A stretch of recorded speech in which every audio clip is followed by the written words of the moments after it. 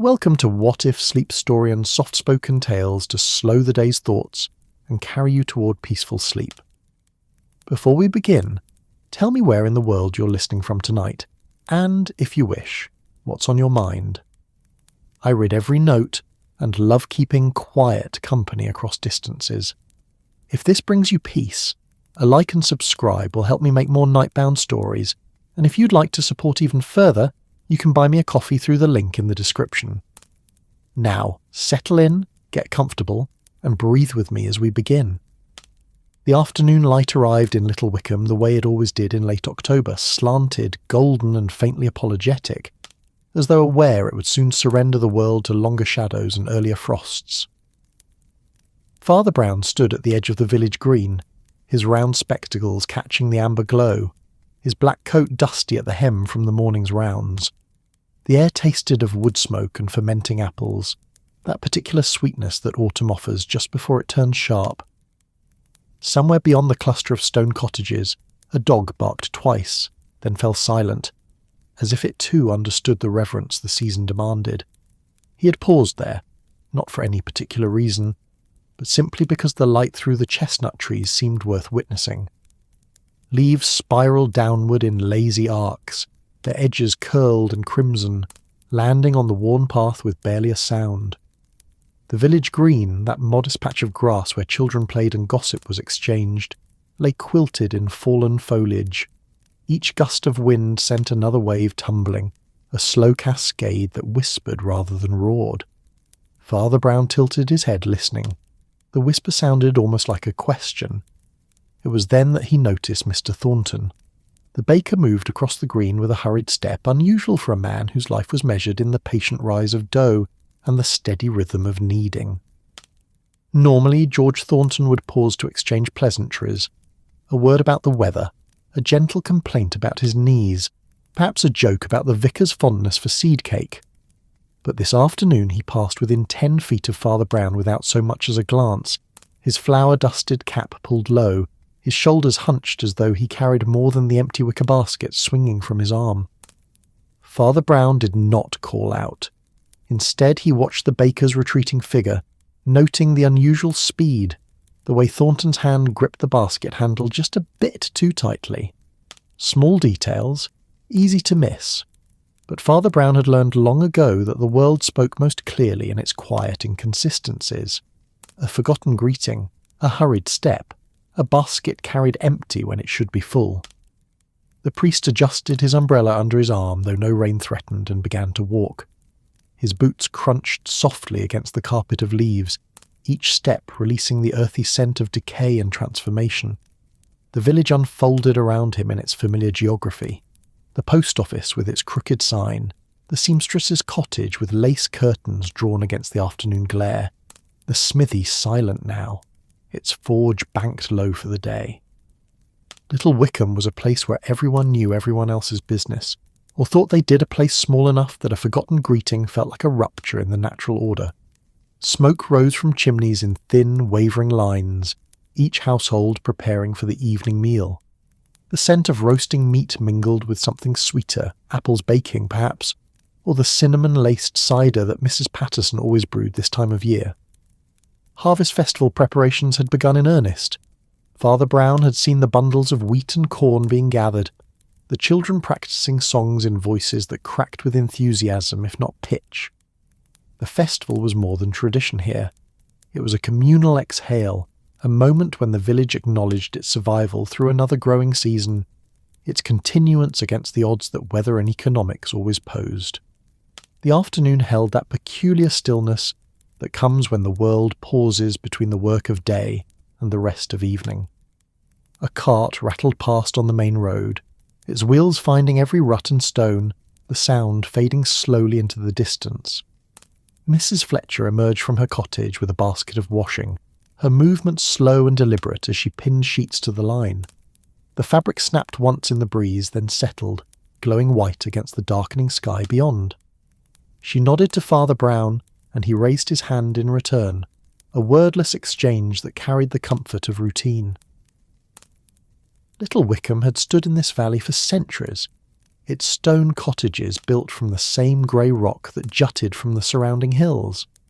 The village wore its age without shame, in the worn threshold of the church door, in the crooked chimney pots that leaned like tired sentries, in the names carved into the cemetery stones, generation after generation of Thorntons and Wickhams and Fletchers. It was a place built on continuity, where sons followed fathers into trades and daughters inherited their mothers' recipes along with their rolling pins. Yet even here, change whispered at the edges. The railway had reached the next village over, bringing with it newspapers from London and ideas about progress.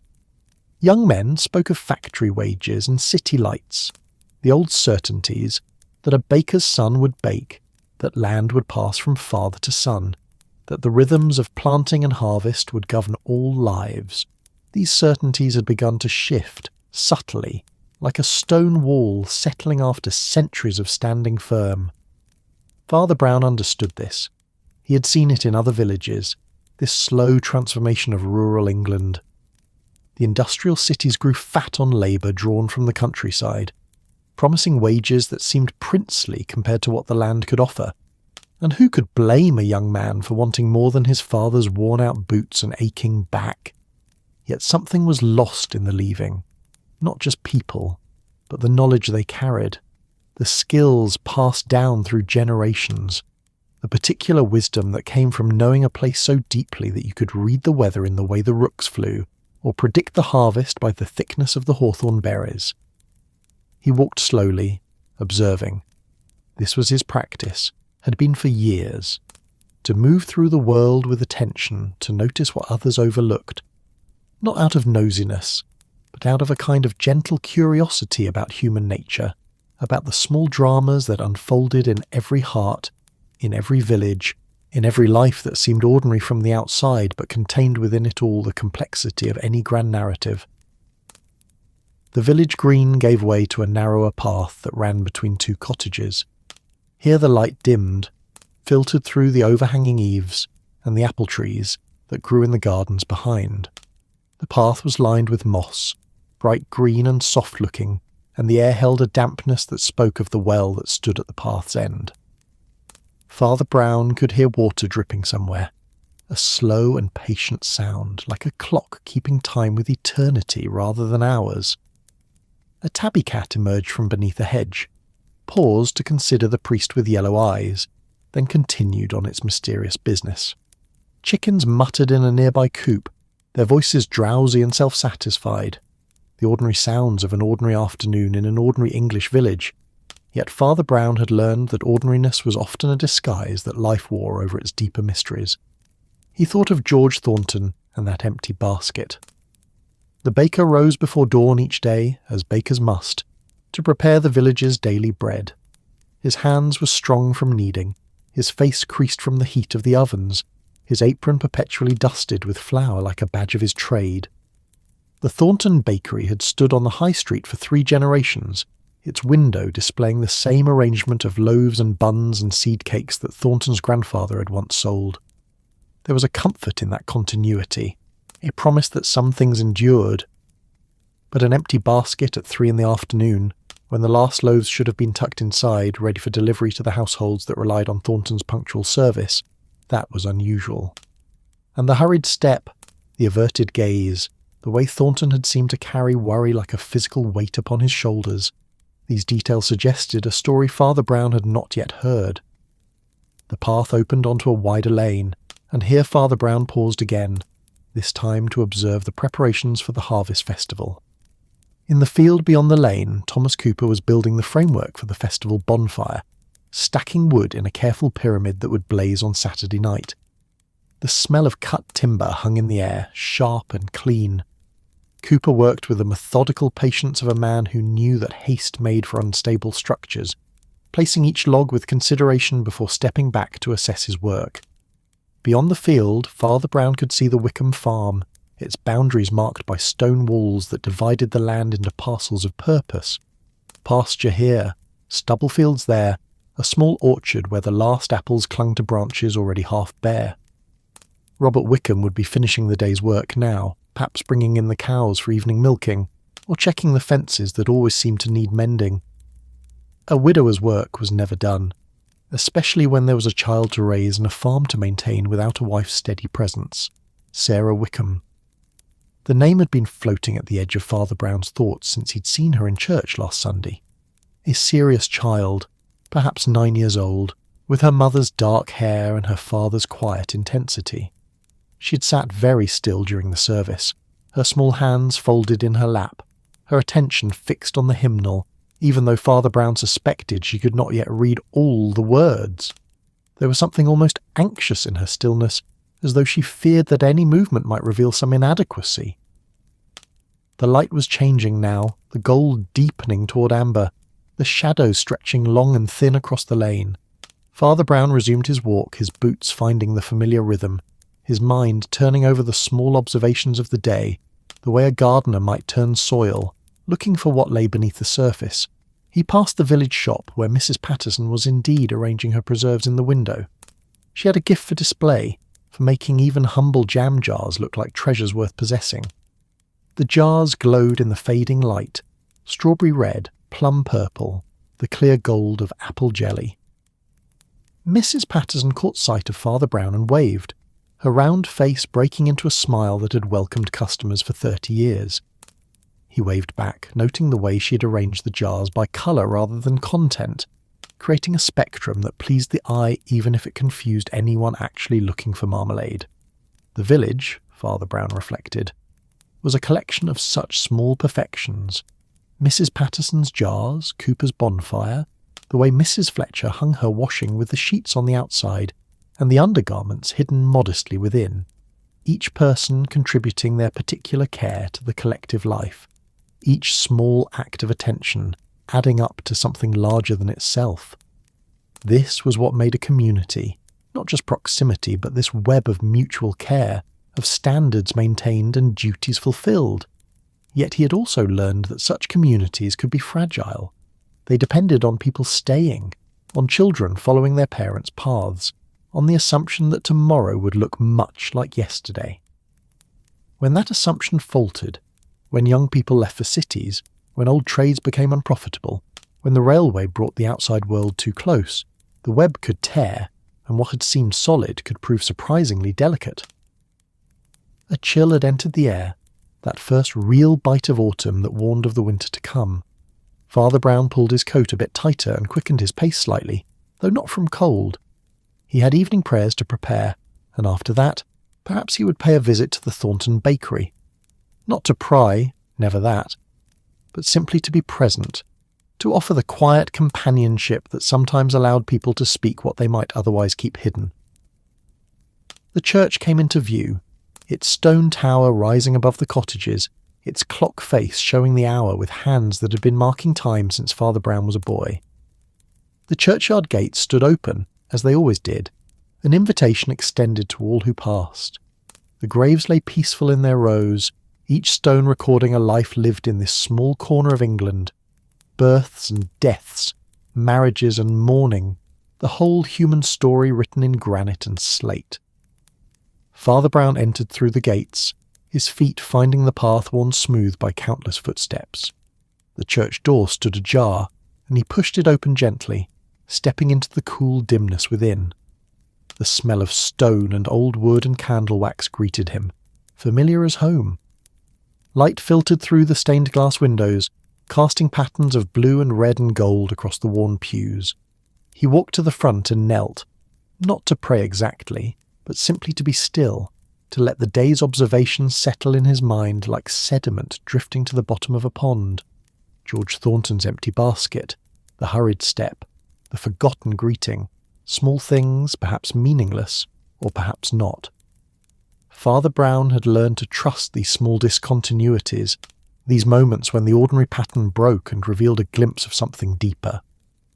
Outside, the light continued its slow fade toward dusk. The village settled into its evening rhythms, fires built up against the cooling air, lamps lit in windows, the day's work ending and the night's rest approaching. And Father Brown, kneeling in the quiet church, simply waited and watched and wondered what tomorrow's walk might reveal. Morning arrived in Little Wickham with a gentleness that October sometimes grants before it turns stern and cold. Father Brown woke to the sound of the church bells marking 6 o'clock, their tones clear and bright in the cool air. He rose from his narrow bed, washed his face in the basin of water that had grown cold overnight, and dressed in the same black coat and clerical collar that served as his daily uniform. The floorboards creaked beneath his feet as he moved about the small room, a companionable sound that spoke of the rectory's age and character.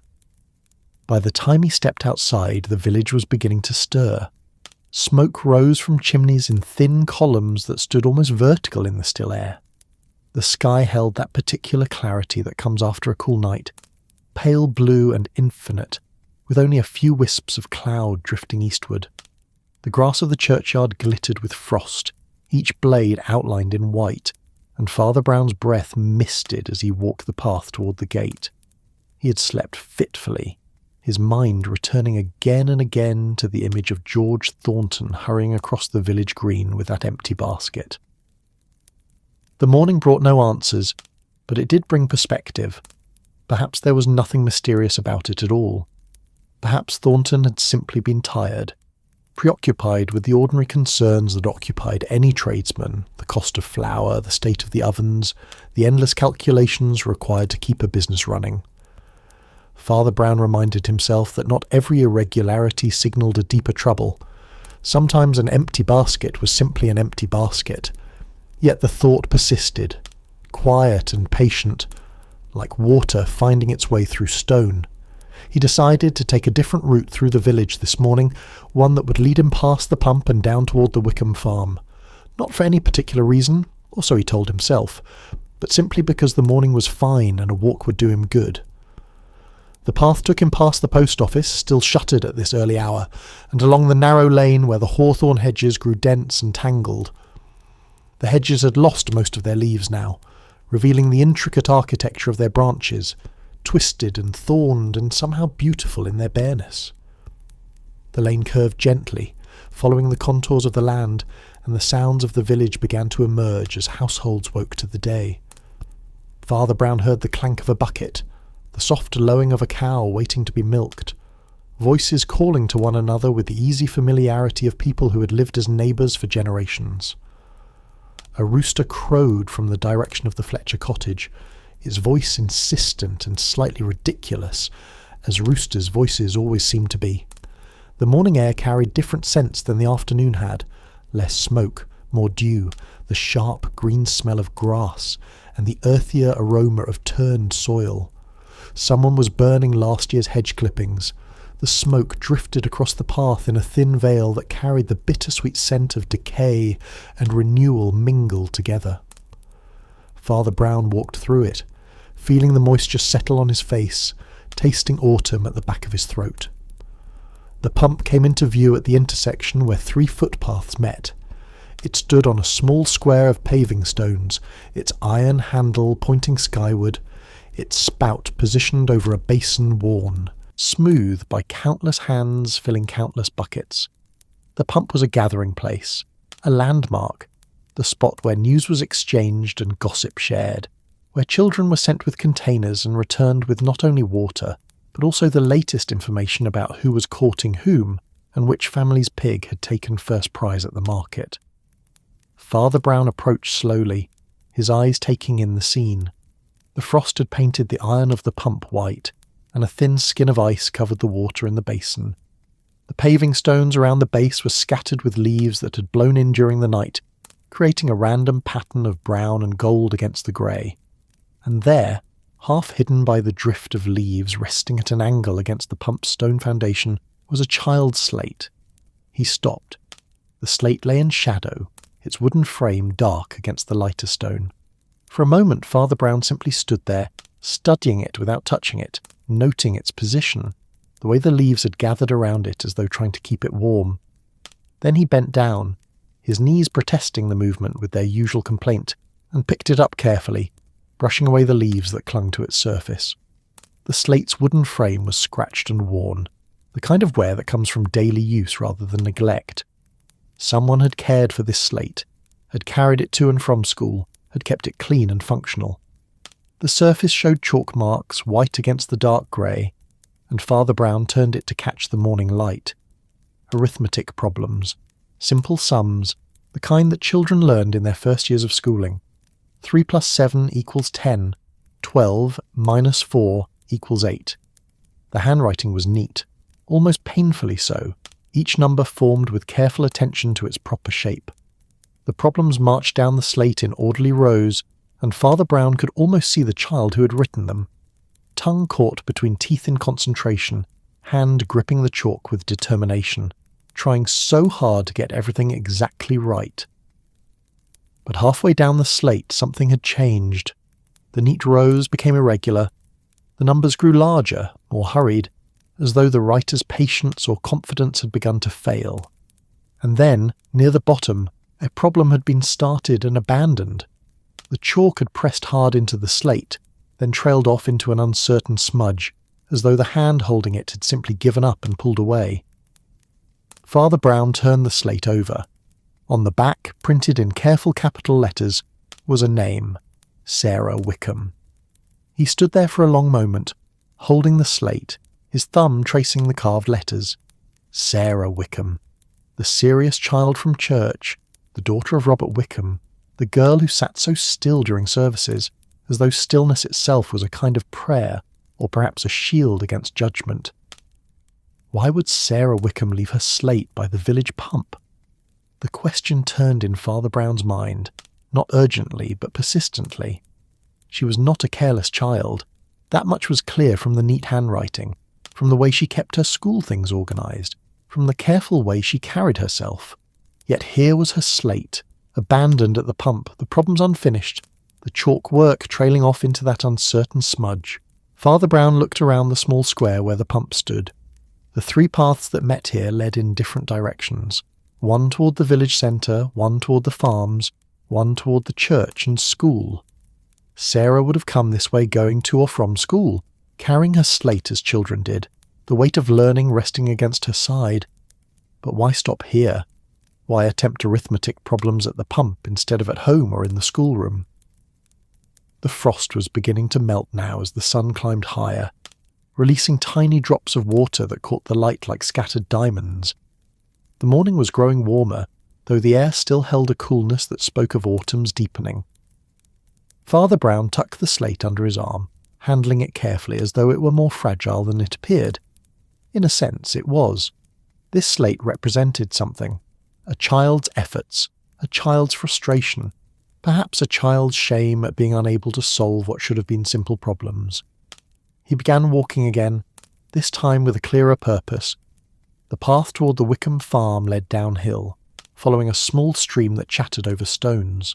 The water ran clear and cold, and willow trees grew along its banks, their branches trailing in the current like long hair being combed.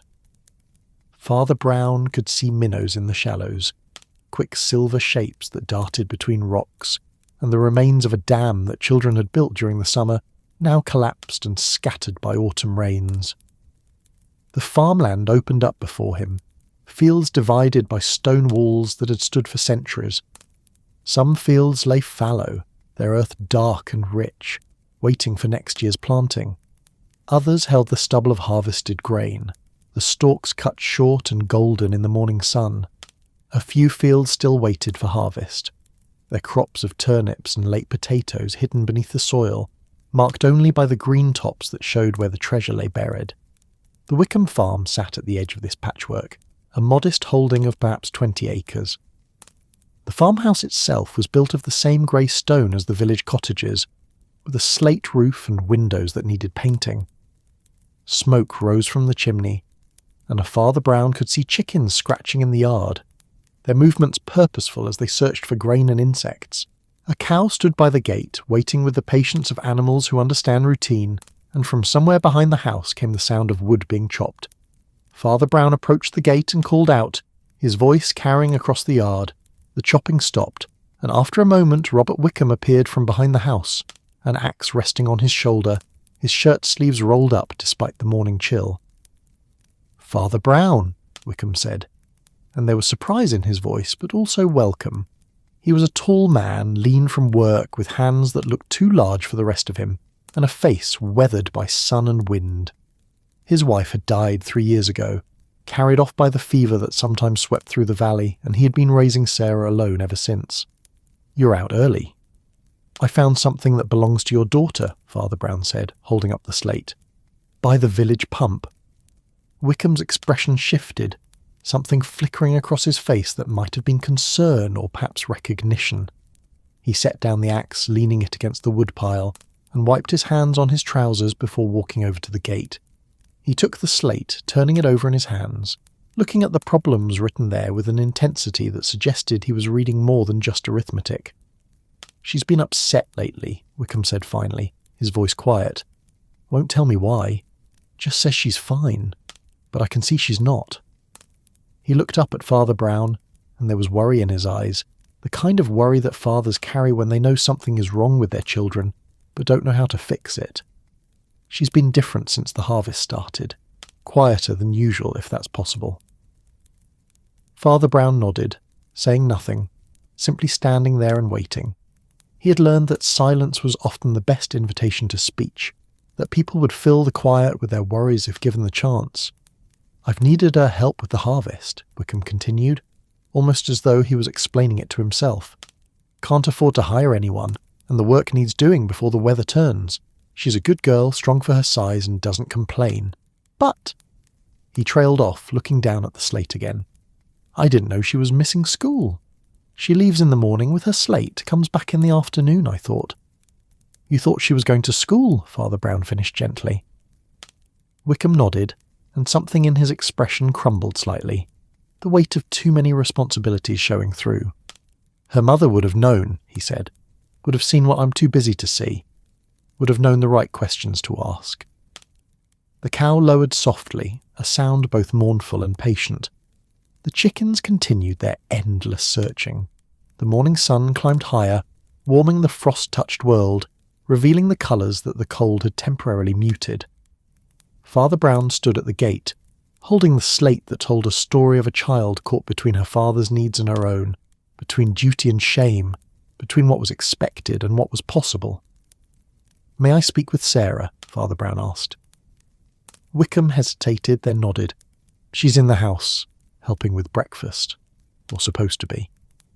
He opened the gate and Father Brown stepped through, his boots finding the packed earth of the farmyard. They walked together toward the house, and Father Brown noticed the small things, the repair work that needed doing on the barn roof, the gate that hung slightly crooked, the garden that showed signs of neglect. These were the markers of a household stretched too thin, where one person tried to do the work of two and inevitably things fell through the gaps. The kitchen door stood open and warmth spilled out along with the smell of porridge cooking.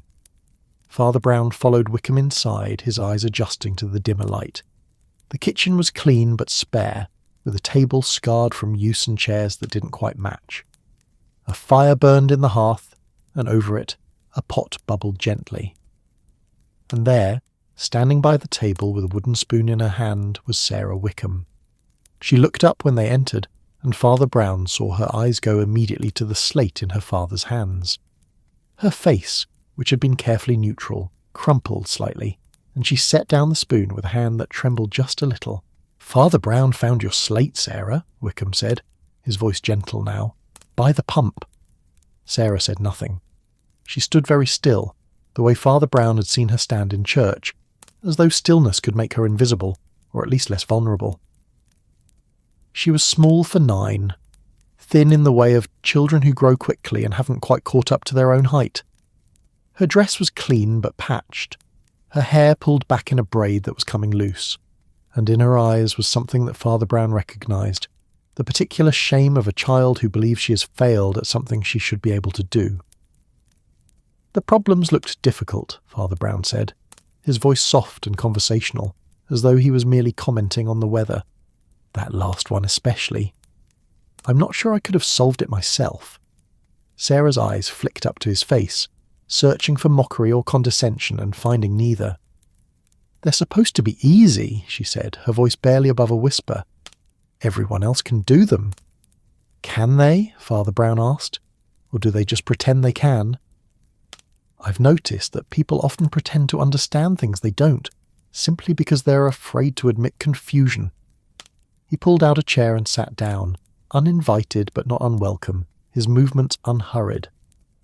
Wickham remained standing by the door, watching his daughter with an expression that mixed worry and helplessness and love.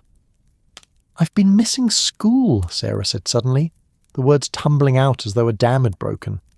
"Papa needed help with the harvest, and I wanted to help, and I thought I could catch up on my own, but I can't. The problems don't make sense anymore, and everyone else is ahead of me, and I tried to work them out at the pump on my way home, but I just got more confused, and then I was so angry I just left it there and ran home." She stopped, breathless, her hands clenched at her sides. Father Brown nodded slowly as though this was exactly what he had expected to hear. "That sounds very difficult," he said. "To want to help your father and also to keep up with your studies. To feel pulled in two directions at once. I should be able to do both," Sarah said, and there was fierceness in her voice now directed at herself. "I should be strong enough and smart enough." "Should you?" Father Brown asked mildly. "I wonder where we get these ideas about what we should be able to do. Often they seem rather unreasonable when examined closely." He looked at Wickham. "It seems to me that this is not a problem one person can solve alone.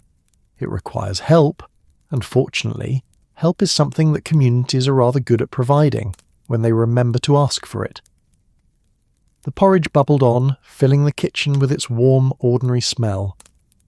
Outside, the morning continued its slow brightening, the frost melting away, the world revealing itself in all its complex, interconnected beauty. And in the Wickham kitchen, 3 people stood at the edge of understanding.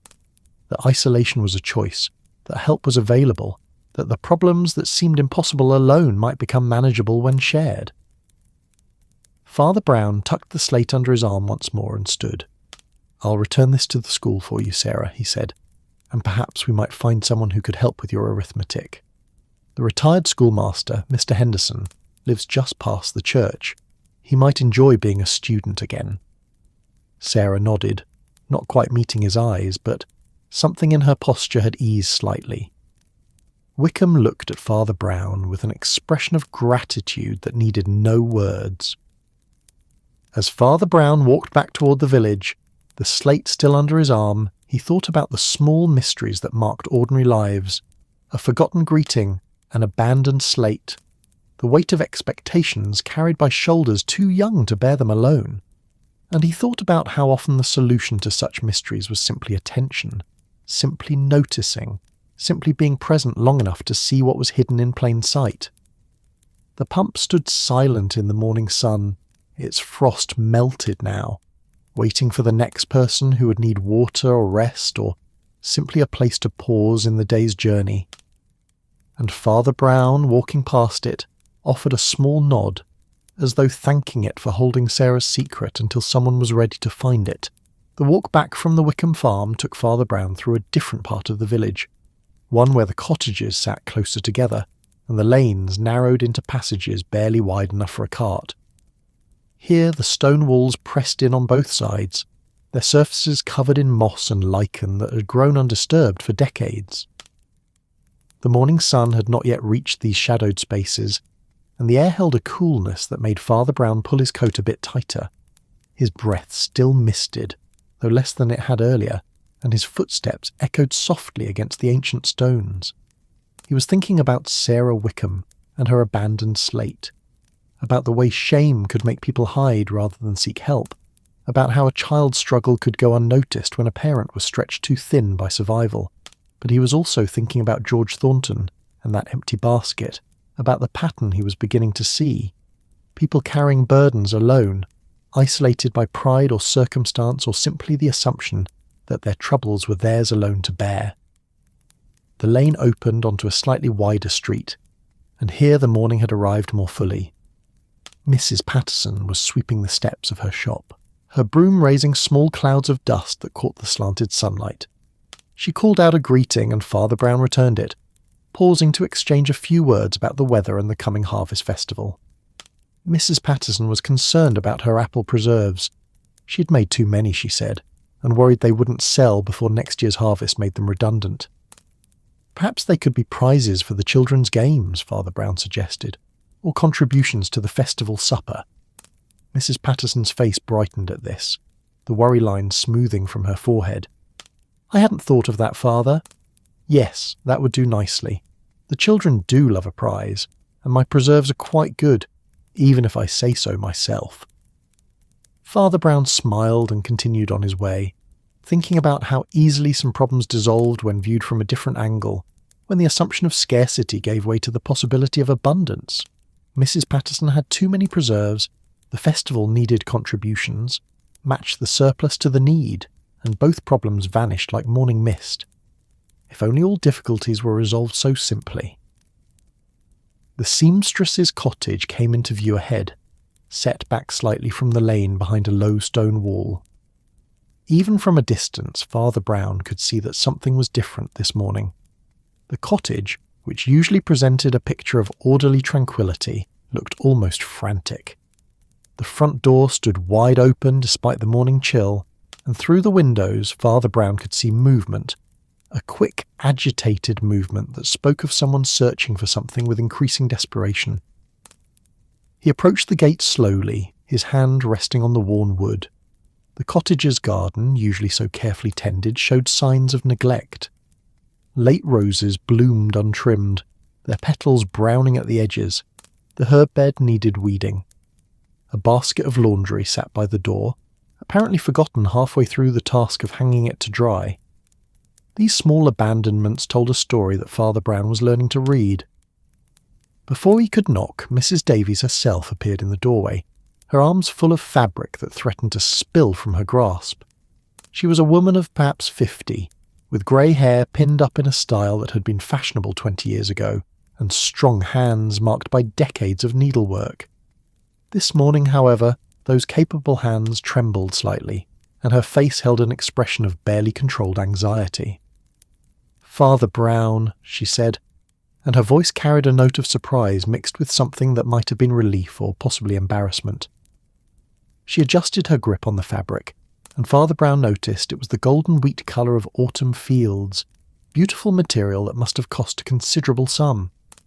"Good morning, Mrs. Davies," Father Brown said gently. "I was passing by and thought I might inquire after the Harvest Festival costumes. The children are quite excited about them." Mrs. Davies' expression shifted, and for a moment Father Brown thought she might cry. Instead she laughed, though the sound held no humour. "The costumes," she said. "Yes, the angel wings still need their final stitching, and the shepherd's robes want hemming, and I've promised Mrs. Fletcher that her grandson's costume would be ready by Friday, and I—" She stopped, the sentence trailing off into silence. The fabric in her arm seemed to grow heavier, and she shifted it from one side to the other, a gesture that spoke of weariness bone deep. "Perhaps I might come in," Father Brown suggested, "if you're not too busy." Mrs. Davies hesitated, then nodded and stepped back from the doorway. Father Brown entered the cottage, and what he saw confirmed what he had already begun to suspect. The main room, which served as both living space and workshop, was buried under an avalanche of fabric, thread, patterns, and half-finished garments. Every surface held something. The table covered in cut pieces waiting to be sewn, the chairs draped with costumes in various stages of completion, the floor itself barely visible beneath scattered pins and scraps of cloth. The cottage's windows faced south and east, positioned to catch the maximum daylight for close work. Normally this would make the space bright and welcoming, but this morning the sunlight only illuminated the chaos more clearly. Dust motes danced in the beams of light, and the air held the particular smell of fabric and dye, and the beeswax that Mrs. Davies used on her thread. Father Brown noticed other details as his eyes adjusted. The fireplace held only cold ashes, suggesting Mrs. Davies had not bothered to light it this morning despite the chill.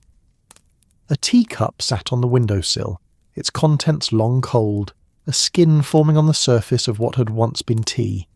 And everywhere, in small piles and larger heaps, were the materials of Mrs. Davies's trade, not just the festival costumes, but other projects too. A wedding dress taking shape on the dressmaker's form in the corner, a gentleman's waistcoat half constructed, a stack of mending that looked like it might topple at any moment. Mrs. Davies set down her armful of golden fabric on top of an existing pile and turned to face Father Brown. In the fuller light of the cottage, he could see the exhaustion written on her face, the dark circles beneath her eyes, the tight set of her jaw, the way her shoulders curved inward as though bearing a weight too heavy. "I've lost my mother's thimble," she said abruptly, as though this was the only thing that mattered, the single problem that stood for all the others. "I know it seems foolish, Father, but I can't work without it. I've tried using others, but they don't fit right, and my finger gets sore and I keep making mistakes. I've been searching all morning and I can't find it anywhere." Her voice held a note of something close to panic, and Father Brown understood that this was about more than a lost thimble. The thimble was a talisman, a connection, a physical reminder of steadier times and wiser hands. Without it, Mrs. Davies felt untethered, unable to perform the work that defined her. "When did you last remember having it?" Father Brown asked, his voice calm and practical. Mrs. Davies pressed her fingers to her temples, thinking, "Yesterday evening, I'm certain. I was working on the angel wings. They're quite delicate, all that white silk and the silver thread, and I specifically remember using it."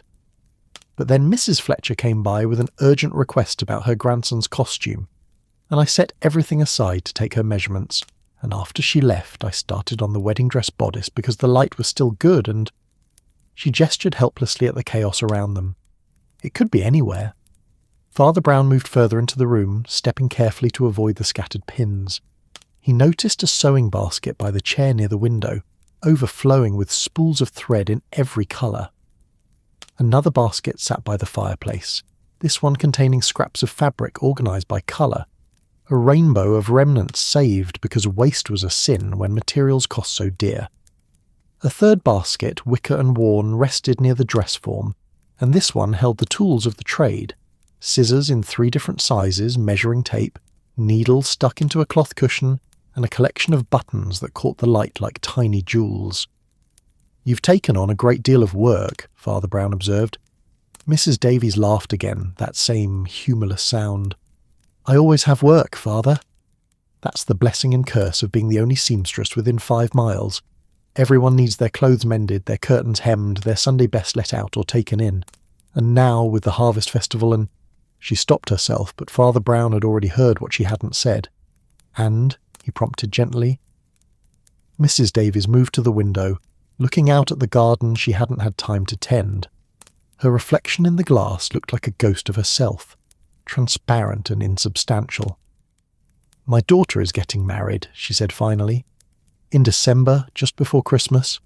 She's marrying a shopkeeper's son from the next village, a good match, a kind man. I'm happy for her, truly, but she wants a proper wedding dress, and she should have one, and the fabric alone costs more than I make in a month, and I thought, if I just took on a bit more work, I would save every penny." The golden fabric on the pile was for the wedding dress, Father Brown realised. Not for the Harvest Festival costumes, but for the daughter who was leaving, who was starting her own life, who deserved beauty on her wedding day. And Mrs. Davies, who had already given so much, was trying to give even more, stretching herself beyond breaking to provide this one last gift. "You're doing this alone," Father Brown said, and it was not a question. "How else would I do it?" Mrs. Davies asked, still looking out the window. "She's my daughter. It's my responsibility to provide for her wedding. Her father is gone these 10 years and there's no one else. I can manage, I always manage." But she wasn't managing, Father Brown thought. She was drowning in fabric and obligations, losing sleep and losing her mother's thimble, and losing herself in the process. The Harvest Festival costumes were a duty to the community. The wedding dress was a duty to her daughter. The endless mending and altering was a duty to her livelihood. And somewhere in all these duties Mrs. Davies herself had vanished, becoming nothing more than a pair of hands that sewed and sewed and sewed. "Have you asked for help?" Father Brown asked. Mrs. Davies turned from the window, and her expression held something between defiance and despair. "Help with what, Father? The other women have their own families to care for. I can't ask them to take on my work, and I certainly can't ask my daughter to make do with a lesser dress just because I'm too weak to provide what she deserves." There it was again, That word. Weak. Sarah Wickham had used it too, condemning herself for not being strong enough or smart enough. And now Mrs. Davies, using it as a weapon against herself, as though needing help was a character flaw rather than a simple human reality. Father Brown moved to the chair by the window, and after checking it for pins, sat down. The movement was deliberate, unhurried, an indication that he had no intention of rushing away. Mrs. Davies watched him, uncertain, her hands finding each other and twisting together in a gesture of anxiety. "I wonder," Father Brown said thoughtfully, "whether strength is what we think it is. We imagine it as the ability to carry burdens alone, to need nothing from others, to be entirely self-sufficient. But perhaps true strength is the ability to ask for help, to admit limitations, to trust others to care about our well-being." Mrs. Davies said nothing, but her hand stilled slightly. "Your daughter is getting married in December," Father Brown continued. "That's still 2 months away. The Harvest Festival is this Saturday. Between now and December, how many other projects will you take on? How many other obligations will you accept, all in the name of saving money for that dress? And what condition will you be in by your daughter's wedding day? Will you be able to enjoy it, or will you be so exhausted that it passes in a blur?" "I'll manage," Mrs. Davies said again, but her voice lacked conviction. Father Brown stood and began to examine the various piles of work, not touching but simply observing. The angel wings were beautiful, delicate things that must have taken hours of careful stitching. The shepherd's robes were simpler, but no less carefully made. A child's Sunday dress waited for final buttons. A man's coat needed patches on the elbows. Each item represented someone's need, someone's trust in Mrs. Davies's skill. The women of the village would help with the simpler items if you asked, Father Brown said. Mrs. Fletcher can sew a straight seam, even if she can't do your fine work. Mrs. Patterson's daughter is quite handy with a needle. Even the older girls at school could help with hemming. The Harvest Festival costumes could be a community project rather than your burden alone. "But they're my responsibility," Mrs. Davies protested. "Are they?" Father Brown asked. "Or is the festival itself the community's responsibility, and you've simply volunteered to take on the sewing?" There's a difference between accepting a task and accepting all the weight of that task alone. He moved to the dress form where the wedding dress was taking shape. The bodice was partially constructed, the golden fabric draped and pinned in a way that showed Mrs. Davies's considerable skill. Even unfinished, it was beautiful, the kind of dress that would make a bride feel like she was stepping into a fairy tale. "This is exquisite work," Father Brown said sincerely. "Your daughter will be beautiful in it. But I suspect what she wants most is not perfection in her dress, but joy in her mother's face. And that joy is difficult to find when you're carrying the weight of the world on your shoulders." Mrs. Davies moved to stand beside him, looking at the dress with eyes that held both pride and fear. "What if I can't finish it in time? What if I fail her?" "What if you trust others to help you succeed?" Father Brown countered. "What if the village women help with the festival costumes, freeing you to focus on the dress? What if your daughter herself helps with the simpler sewing? What if you allow this wedding to be what it should be, a celebration shared by a community, not a test you must pass alone?" The cottage was quiet except for the sound of the clock ticking on the mantelpiece and the distant calls of birds outside. The chaos of fabric and thread surrounded them, but Father Brown stood calmly in the midst of it, a point of stillness in the storm. "I don't know how to ask for help," Mrs. Davies said finally, and her voice was very small. "I've always been the one people come to, the one who solves problems. I don't know how to be the one who needs it." "Perhaps that's something you could learn," Father Brown suggested. "Along with your daughter learning to be a wife, you could learn to be someone who receives as well as gives. It seems a fitting lesson for this season of change." Mrs. Davies nodded slowly, and some of the tension began to ease from her shoulders. She looked around the cottage, seeing it perhaps as Father Brown saw it, not as a shameful mess that proved her inadequacy, but as evidence of how much she had tried to do, how hard she had worked, how deeply she cared. "The thimble," she said suddenly. "I should look in my sewing basket." The one by the dress form. "I sometimes put things there without thinking when I'm moving between projects." Father Brown smiled and gestured for her to look. Mrs. Davies crossed to the basket and began searching through it, moving aside the scissors and measuring tape, the needles and buttons, and there, nestled at the bottom as though it had been waiting patiently to be found, was the thimble, small, silver, worn smooth by 2 generations of use.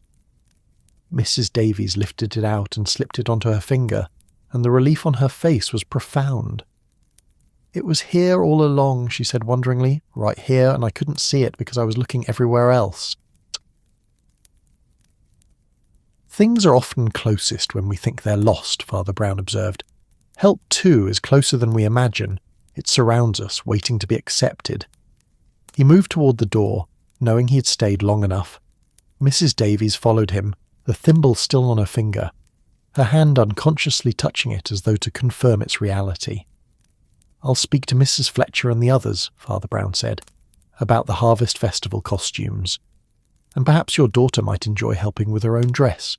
It could be something you create together rather than something you give to her." Mrs. Davies nodded, and when she spoke her voice was steadier. "Thank you, Father, for finding my thimble. She gestured vaguely, unable to articulate what else he had done. "For noticing," Father Brown finished gently. "Sometimes that's all that's needed. Someone to notice, and to suggest that there might be another way." He stepped out into the morning, which had grown considerably warmer while he had been inside. The sun had climbed higher, burning off the last of the mist, revealing the village in all its autumn glory. Leaves drifted down from the trees, and somewhere a child laughed, the sound bright and uncomplicated. Father Brown walked slowly back toward the church, thinking about lost thimbles and abandoned slates, about the way people isolated themselves in their struggles, about the strength required to admit weakness. 2 mysteries now, both pointing toward the same truth, that the burdens people carried alone might be lighter if shared, that community was not just proximity but mutual care, that asking for help was not failure but wisdom. And somewhere in the village George Thornton was still carrying his own burden, whatever it might be. Father Brown made a mental note to visit the bakery soon, to see what story an empty basket might tell when someone took the time to ask. The afternoon arrived with the kind of golden clarity that makes October afternoons feel both abundant and elegiac, as though the world is showing off its beauty precisely because that beauty is temporary. Father Brown had spent the midday hours attending to his usual duties, a visit to old Mrs. Hartley, who was bedridden and lonely, a brief consultation with the churchwarden about the festival decorations, the writing of Sunday's sermon, which he had abandoned after 3 full starts when his mind kept returning to the mysteries that were accumulating like autumn leaves. 3 now. Sarah Wickham's abandoned slate, telling a story of a child caught between duty and education, between helping her widowed father and falling behind in her studies.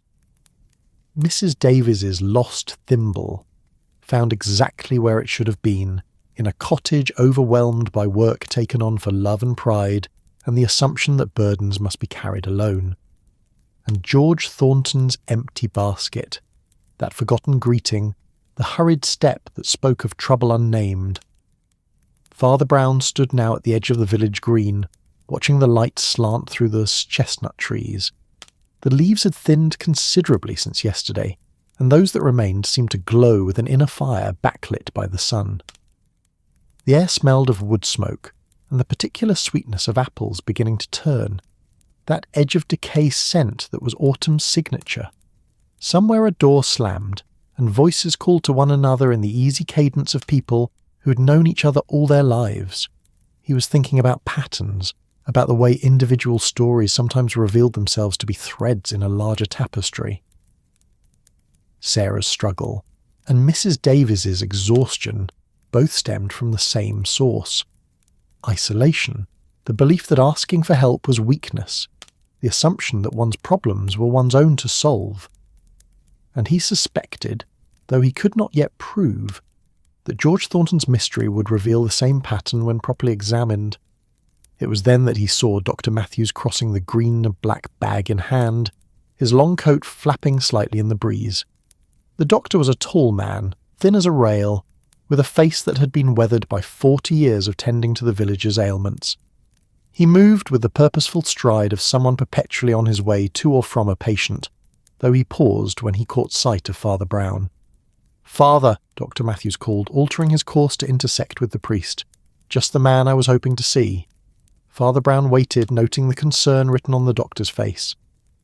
Dr. Matthews was not a man given to unnecessary alarm, but neither did he suffer fools or ignore problems. If something troubled him, it was worth attention. "It's about George Thornton," Dr. Matthews said without preamble, arriving slightly out of breath. "Have you noticed anything odd about him lately?" Father Brown considered how to answer. He had noticed the empty basket, the forgotten greeting, the hurried step, but these were small things, observations rather than evidence. "I've noticed he seems preoccupied," he said carefully. "Why do you ask?" Dr. Matthews shifted his black bag from one hand to the other, a gesture that seemed to help him organise his thoughts. "I've heard from several people now, Mrs. Patterson at the shop, Mrs. Fletcher, young Tom Cooper, that Thornton has been giving away bread. Not selling it at reduced prices, mind you, but actually giving it away. Refusing payment entirely." Father Brown felt something shift in his understanding, a piece of the puzzle sliding into place, though he could not yet see the full picture. "For how long?" "A week, perhaps more," Dr. Matthews said. "At first, people thought they'd misunderstood, or that Thornton was running some sort of festival promotion. But it's continued, and it's not just day-old bread or broken loaves. He's giving away fresh bread, the good stuff, the kind that sells for 4p a loaf. And when people try to pay, he refuses.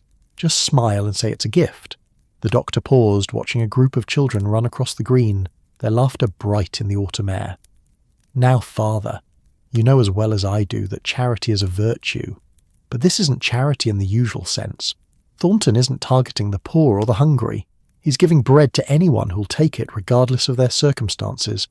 Mrs. Patterson can certainly afford to pay for her bread, and so can Mrs. Fletcher. It's indiscriminate." Father Brown nodded slowly, turning this information over in his mind.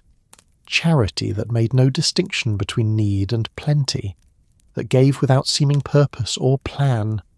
What did that suggest? Not poverty, surely, or Thornton would be conserving his resources rather than depleting them. Not madness, for by all other accounts the baker remained his usual self, competent and clear-headed. "And there's something else," Dr. Matthews continued, his voice dropping slightly, though there was no one near enough to overhear. "His grandson, Peter. The boy's been looking troubled lately, withdrawn. I saw him in the village yesterday, and he looked like he'd lost £1 and found a penny. That particular combination of worry and resignation that young people get when they're facing difficult choices. Peter Thornton." Father Brown conjured an image of the young man, perhaps 20 years old, with his grandfather's sturdy build but a restlessness that seemed at odds with the patient craft of baking. Peter had been helping in the bakery since he was old enough to knead dough, learning the trade as Thorntons had for 3 generations. Yet Father Brown had noticed, as he noticed most things, that Peter's hands, though capable, seemed to perform their tasks without joy, that his eyes often looked beyond the village boundaries, as though searching for something the familiar streets could not provide. "What do you think troubles him?" Father Brown asked. Dr. Matthews shrugged, the gesture encompassing uncertainty and concern in equal measure. "The same thing that troubles most young men these days, I suspect. The pull between duty and desire, between staying and leaving. The factories in the cities pay wages that make a village bakery look like poverty. And there are other opportunities too. Shops, offices, trades that didn't exist when George Thornton was Peter's age. The world has gotten larger, or at least louder, and it's hard for the old ways to compete with all that noise." They stood together in companionable silence for a moment, watching the afternoon unfold around them. A cart rattled past on the road, piled high with turnips bound for market. The blacksmith's hammer rang out in steady rhythm, metal on metal, a sound that had marked time in this village for centuries. The church bell chimed 3, its tone clear and sweet, calling the hours as it had done since before either of them was born. "I'm worried about George," Dr. Matthews said finally. "The bakery is his livelihood, and has been his family's livelihood for generations. If he's giving away his stock, he can't be making enough to sustain the business. And if the business fails... He didn't finish the sentence, but Father Brown understood. If the bakery failed, what would George Thornton be? His identity was bound up in that trade, in the early mornings and the smell of yeast, in the satisfaction of providing the village's daily bread.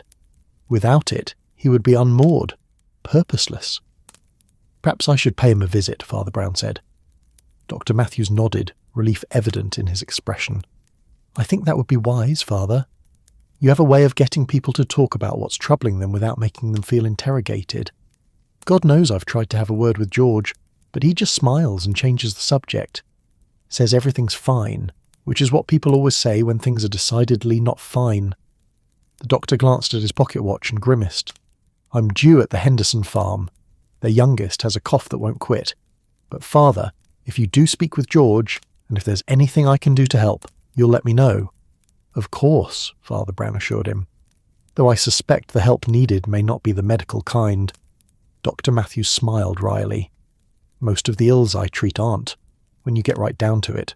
Bodies fail because spirits falter, because people carry weights they weren't meant to carry alone. But we do what we can with the tools we have." He tipped his hat and strode off toward the road that led to the Henderson farm, his long legs covering ground quickly. Father Brown watched him go, then turned his attention toward the high street where Thornton's bakery stood, its painted signs swinging gently in the breeze.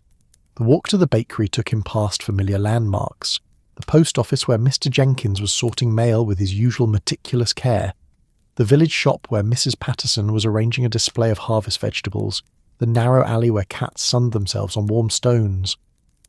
The village was preparing for the harvest festival in 100 small ways, bunting being strung between lampposts, children practicing their songs in scratchy unison, the smell of baking that came from multiple households as women prepared pies and cakes for the festival supper.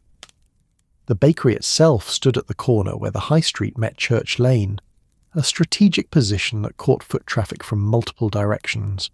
It was a handsome building, 3 stories tall, built of the same grey stone as the rest of the village, but with a freshly painted facade that spoke of pride in appearance. The ground floor housed the shop itself, with its large windows displaying the day's offerings. The upper floors, Father Brown knew, contained the baking rooms and the family's living quarters, spaces where 3 generations of Thorntons had lived and worked and passed on their craft. The shop window should have been full at this hour. The afternoon loaves, the sweet buns, the seed cakes that were George Thornton's specialty. But when Father Brown approached, he saw that the display was sparse, almost empty. A few loaves remained, and what looked like the last of the morning's buns, but the abundance that usually characterized Thornton's window was conspicuously absent. The shop bell chimed when Father Brown opened the door, a bright sound that had announced customers for as long as he could remember. The interior of the shop was warm, heated by the ovens in the back, and the smell of bread was so rich it was almost visible, a golden scent that made the mouth water and the heart ease. The walls were lined with shelves, and those shelves should have held baskets of various breads, but like the window, they were nearly bare. Behind the counter stood Peter Thornton, and the young man's face confirmed what Dr. Matthews had observed. Peter looked troubled, his expression caught between worry and something darker, perhaps resignation, perhaps grief. He was wiping down the counter with a cloth, the motion mechanical and mindless, and he started slightly when he realized someone had entered. "Father Brown," Peter said, and managed a smile that didn't quite reach his eyes. "I'm afraid we're running low today. Gave away most of the stock already." "So I've heard," Father Brown said gently. "Is your grandfather here?" Peter's smile faded entirely. He glanced toward the doorway that led to the back rooms, then back at Father Brown, and something in his expression suggested he was weighing whether to call his grandfather or to speak himself. After a moment he set down the cloth and leaned against the counter, his shoulders slumping slightly.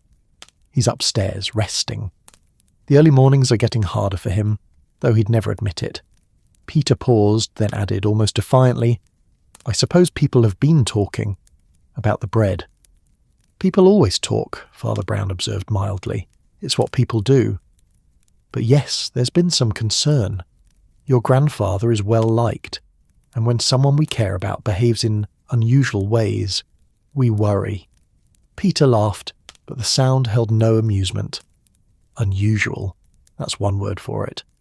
He moved away from the counter, pacing to the window and back, energy barely contained in his young body. "He's giving away our livelihood, Father. Every loaf he refuses payment for is money we don't have, stock we can't replace, a step closer to—" He stopped himself, jaw clenched. "A step closer to what?" Father Brown asked quietly. Peter turned to face him fully, and in the young man's eyes Father Brown saw the whole complicated tangle of love and frustration, duty and desire, loyalty and longing that marked young lives at every crossroad. "To the end," Peter said finally. "The end of the bakery, the end of the family business, the end of everything my grandfather has built and his father before him." Father Brown moved to one of the 2 chairs that sat near the window, placed there, he knew, for elderly customers who needed to rest while their orders were prepared. He sat down slowly, settling himself in a way that suggested he had all the time in the world, that there was no rush, that whatever needed to be said could be said in its own time. Peter watched this, then, almost reluctantly took the other chair.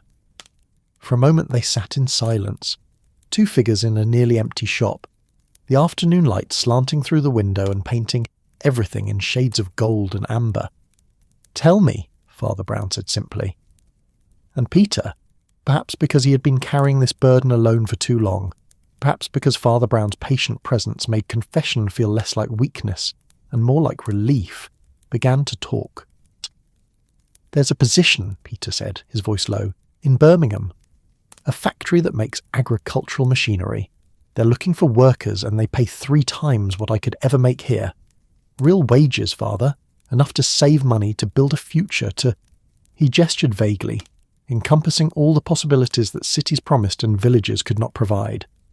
"You want to go," Father Brown said, and it was not a question. "I want—" Peter struggled for words. "I want something more than this. Is that terrible? I love my grandfather. I respect the work he does, the work his father did. But I'm 20 years old, and when I look ahead I see myself at 40, at 60, doing exactly what I'm doing now, kneading dough at 4 in the morning, baking the same loaves, serving the same customers, and it feels like—" He paused, searching for the right word. "Like suffocation. Like my life is already written, and all I can do is follow the script." Father Brown nodded, understanding more than Peter perhaps realised. The pull between tradition and progress, between duty to the past and hope for the future. This was not a new story. It was perhaps the oldest story, played out in every generation, in every family where the children grew up and discovered that their dreams did not match their parents' expectations. "And your grandfather," Father Brown prompted. Peter's expression crumbled slightly. "He knows. I told him a month ago about the factory position. I hoped he would understand, that maybe he'd even be relieved. The bakery barely breaks even most months. One man could manage it, especially if that man didn't have to pay an assistant. I thought I was giving him a solution as well as claiming my own future." "But he didn't see it that way," Father Brown guessed. "He saw it as abandonment," Peter said, and his voice cracked slightly. "As the end of everything the Thorntons have built. He said the bakery was my birthright, my responsibility, my legacy. He said his father passed it to him, and he meant to pass it to me. And if I left, what was the point of any of it? What was the point of all those years of work if it just ended with him?" The shop was very quiet. Outside, the sounds of the village continued. Footsteps on cobblestones, a dog barking, the distant laughter of children. But inside the bakery, in this space that smelled of yeast and flour and 3 generations of labour, 2 people sat with the weight of difficult truths between them. "And so he's giving away the bread," Father Brown said softly, understanding now. "Not randomly, not without purpose. He's creating bonds, ensuring that when he's gone, the village will remember the Thornton bakery with affection and gratitude. He's trying to make the family name mean something beyond commerce, trying to create a legacy that will outlast the business itself." Peter stared at him, and tears stood in his eyes though they didn't fall. He's making it impossible for me to leave. Every time I think about going, I imagine him here alone, giving away everything we have, running the business into the ground out of grief or stubbornness or love. How can I leave knowing that? How can I build my future on the ruins of his? It was a terrible question, one that had no easy answer. Father Brown sat with it, letting it rest in the space between them, not rushing to fill the silence with platitudes or false comfort. Sometimes he had learned the kindest thing was simply to acknowledge the difficulty, to sit with someone in their struggle without trying to solve it too quickly. "Does he know you feel trapped?" Father Brown asked eventually. "I don't know what he knows," Peter said wearily. "We don't talk about it anymore. I stopped mentioning the factory, and he stopped mentioning the future of the bakery. We just work together in silence, and every loaf he gives away is a conversation we're not having." The afternoon light was beginning to shift, taking on that deeper gold that preceded evening. The shadows in the shop grew longer, and the warmth from the oven seemed to intensify as the outside air cooled. Father Brown could hear footsteps on the stairs, slow, careful footsteps that suggested an older person descending with caution. George Thornton appeared in the doorway between the shop and the back rooms. He was a man in his 60s, broad-shouldered despite his age, with hands permanently dusted with flour and a face that had spent decades in the heat of ovens. He wore his usual baker's apron, and his sleeves were rolled up, revealing forearms corded with muscle despite the years. When he saw Father Brown, his expression shifted through several emotions: surprise, wariness, and then a kind of resigned welcome, as though he had known this conversation was coming, and was almost relieved to have it arrive. "Father Brown," George said, his voice carrying the slight rasp of a man who worked in flour-dusted air. "Peter didn't mention we had a visitor." "I've just arrived," Father Brown said, rising from his chair with his usual unhurried grace. "I was hoping to have a word with you if you have a moment." George glanced at Peter, then back at Father Brown, and something unspoken passed between grandfather and grandson. A shared knowledge that this conversation was about them, about the bread given away, and the future uncertain. Peter stood as well, moving toward the door to the back rooms as though to give them privacy. "Stay, Peter," George said quietly. "Whatever the Father wants to discuss, I suspect you should hear it too." So Peter stayed, and the three of them stood in the golden late afternoon light of the bakery, surrounded by nearly empty shelves and the ghosts of conversations not yet had. "I've heard about your generosity," Father Brown began, deciding that directness was kindest. "The bread you've been giving away." George's expression didn't change, but his hands found his apron and began worrying at the fabric, a nervous gesture that seemed out of character for a man usually so steady. "It's my bread to give," he said, and there was defiance in his voice, though also a note of pleading, as though he wanted someone to understand. "Of course it is," Father Brown agreed. "I'm not questioning your right to do as you please with your own work. I'm simply curious about the reason. Generosity is a virtue, but it seems to me that your giving has a particular quality to it, a particular purpose, perhaps." George moved to stand behind the counter, his natural position, the place where he had stood for 40 years greeting customers and filling orders. From there he looked at Father Brown, and his weathered face showed all the complexity of his emotions, love and fear and pride and sorrow all mixed together. "My father gave me this bakery," George said slowly, as though each word required careful selection. "And his father gave it to him. 3 generations of Thorntons making bread for this village, being part of the community, mattering. When I was Peter's age, I never questioned what I would do with my life. This was my life. The bakery, the early mornings, the satisfaction of pulling perfect loaves from the oven. It was enough. It was everything." He paused, his hands still now resting flat on the counter. "But times change, don't they, Father? The world gets bigger, or seems to. Factory jobs that pay in a week what we make in a month. Cities full of opportunities that villagers can't match. And young people look at what we've built and see only limitations, only smallness." "That's not fair," Peter interjected, his voice tight with emotion. "I don't see the bakery as small or limiting. I see it as yours, as something you love and are brilliant at. But it's not mine. It was never going to be mine, not really. George turned to his grandson, and in his eyes was a pain so deep it seemed almost physical. Then what was the point, he asked, and his voice broke slightly. What was the point of all of it? The early mornings, the burned fingers, the years of work? If it just ends when I do? If there's no one to carry it forward? The point, Father Brown said gently, was the bread itself. The people fed, the community served, the craft practiced with skill and care. Those things have value whether they continue or not. A life's work is not diminished because it concludes. George shook his head, not in disagreement but in frustration at his inability to articulate what he felt. I wanted to give Peter something solid, something real, a place in the world, a purpose, and he's choosing to leave it behind for wages in a factory where he'll be one worker among hundreds, where his name won't mean anything, where he'll have nothing of his own. I'll have my own life, Peter said quietly. Isn't that something? The question hung in the air between them, unanswerable and profound. Father Brown moved to the window, looking out at the village settling into the evening. Lamps were being lit in windows, fires built up against the cooling air. The world was preparing for night, for rest, for the quiet hours when the day's work ended and families gathered. I think, Father Brown said, still looking out the window, that you're both trying to love each other in ways the other doesn't need.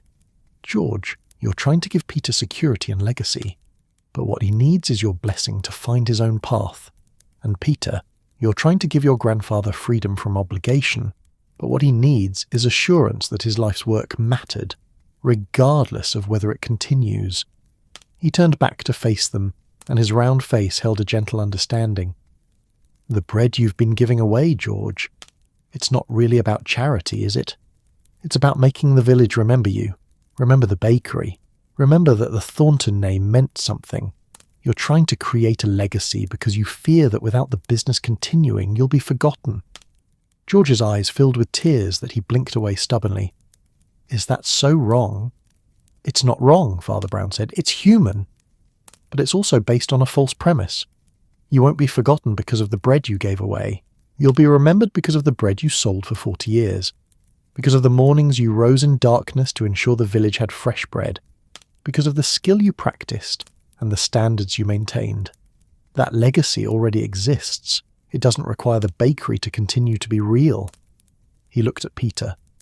And you, young man, you're not abandoning your grandfather by choosing a different life. You're honouring his sacrifice by using the freedom it bought you. Your grandfather and his father worked so that you wouldn't have to, so that you could have choices they didn't have. That was the point, even if he's forgotten it in his fear of ending. The shop was quiet except for the ticking of the clock on the wall and the faint settling sounds of the building around them.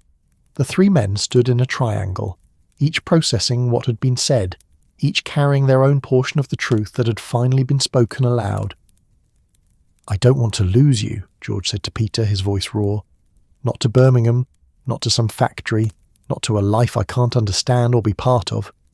You won't lose me, Peter replied, and he crossed the shop to stand beside his grandfather, close enough to touch though they didn't embrace. I'll come back. For the harvest season when the bakery is busiest, for holidays, for... He paused, searching for words. For the parts of my life that matter most. The factory job is just work, grandfather. This place that's home. George looked at his grandson and slowly, something in his expression began to shift. The fear didn't disappear entirely, but it eased slightly, making room for other possibilities. Perhaps, Father Brown suggested quietly, there's a middle path. Peter could go to Birmingham for the winter months when the bakery is slower. He could learn about machinery and business, could earn wages and save money, and then return for the spring and summer and harvest when you need him most. The bakery wouldn't have to end entirely, nor would Peter have to sacrifice his own aspirations. Both things could be true at once. It was not a perfect solution. It would require compromise from both men, flexibility, a willingness to accept something less than what each had wanted. But as Father Brown watched them consider it, saw the way possibility began to replace desperation in their expressions, He thought, perhaps it was enough. "I could teach you proper business accounting," Peter said slowly, the idea taking shape. "Things I'd learn in the city. Ways to make the bakery more efficient, more profitable. You could hire someone part-time to help when I'm gone, someone from the village who needs work." "And you could teach them the craft," George added, his voice tentative but warming to the idea. "Not as a replacement for you, but as a way to preserve the knowledge.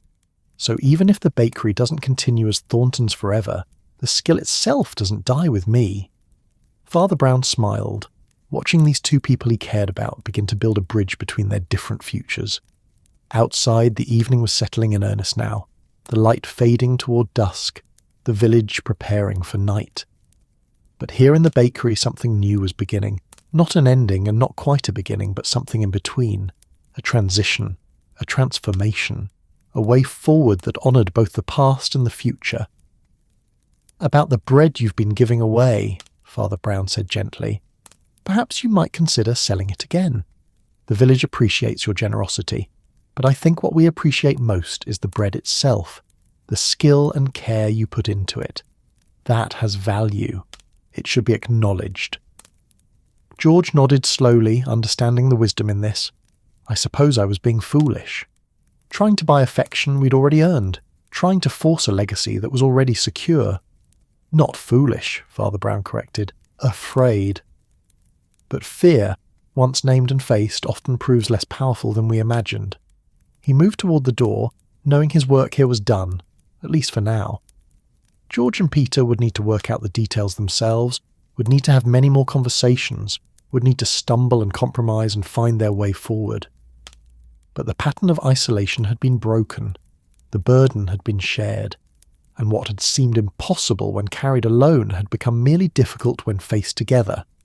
As Father Brown stepped out into the cooling evening, the shop bell chiming behind him, he thought about patterns and mysteries, about the way individual struggles often reflected larger truths. 3 mysteries now: Sarah's slate, Mrs. Davis's thimble, George's bread, and all 3 telling the same story. People isolating themselves, believing their burdens were theirs alone to carry, exhausting themselves in the process. And all 3, when examined with gentle attention, reveal the same solution: community, connection, the courage to ask for help, and the grace to accept it. The harvest festival was only days away. Perhaps, Father Brown thought, it was time to help the village see what he was beginning to understand, that the harvest they needed to celebrate was not just the crops from the fields, but the connections between people, the web of mutual care that made a collection of houses into a true community. He walked back toward the church as the first stars appeared in the deepening sky, his mind already turning over how to weave these separate threads into something larger, something that might help not just 3 troubled individuals but the whole village remember what they were capable of when they remembered to care for one another. The next morning arrived with a transformation. During the night, the first real frost of the season had settled over Little Wickham, painting every surface with delicate white crystals that caught the early light and threw it back in 1,000 tiny prisms. Father Brown woke to a world made magical by cold, where spider webs stretched between fence posts had become nets of diamond, where every blade of grass wore a coat of frozen dew, where the air itself seemed to shimmer with possibility. He stood at his window for a long moment, watching the village emerge from darkness into this transformed landscape. Smoke began to rise from chimneys as families woke and built up their fires against the chill. The sky held that pale clarity that comes after a cold night, washed clean and infinite. And in the east the sun was just beginning to show itself, painting the horizon in shades of rose and gold. Father Brown dressed warmly, adding an extra woolen vest beneath his black coat, and ventured out into the crystalline morning. His breath misted before him, and his footsteps crunched on the frosted grass of the churchyard. The cold bit at his nose and cheeks, but there was something invigorating about it, something that made the blood move faster and the mind sharper. He had spent much of the previous evening in quiet contemplation, thinking about the 3 mysteries that had presented themselves, 3 separate troubles that were, he now understood, not separate at all. Sarah Wickham struggled alone with her studies while helping her father with harvest work. Mrs. Davies exhausts herself trying to provide her daughter's wedding dress while fulfilling all her other obligations. George Thornton giving away his livelihood out of fear that his legacy would die with him. 3 individuals, 3 burdens, 3 examples of the same fundamental isolation. But Father Brown had also seen the beginnings of resolution. Sarah's father now knew about her struggles and was open to accepting help. Mrs. Davies had found her thimble and, more importantly, had heard the suggestion that she need not carry everything alone. And George Thornton and his grandson Peter had begun, however tentatively, to find a middle path between tradition and change. Yet knowing the problems and seeing possible solutions were not the same as actually weaving those solutions into the fabric of community life. That required something more. A gathering, perhaps, a moment when the village could see itself clearly, could remember what it was capable of when it worked together rather than in isolation. The Harvest Festival. Of course. It was only 3 days away now, and the preparations were already well underway. But perhaps the festival could be more than just a celebration of crops gathered and winter stores laid in. Perhaps it could be an opportunity for the village to gather not just its wheat and corn, but its wisdom, its willingness to help, its capacity for mutual care. Father Brown's footsteps carried him, almost without conscious direction, toward the Wickham farm. The walk took him along lanes still silver with frost, past hedgerows where berries hung heavy and red, past fields where stubble poked through the white coating like the bristles of a vast brush.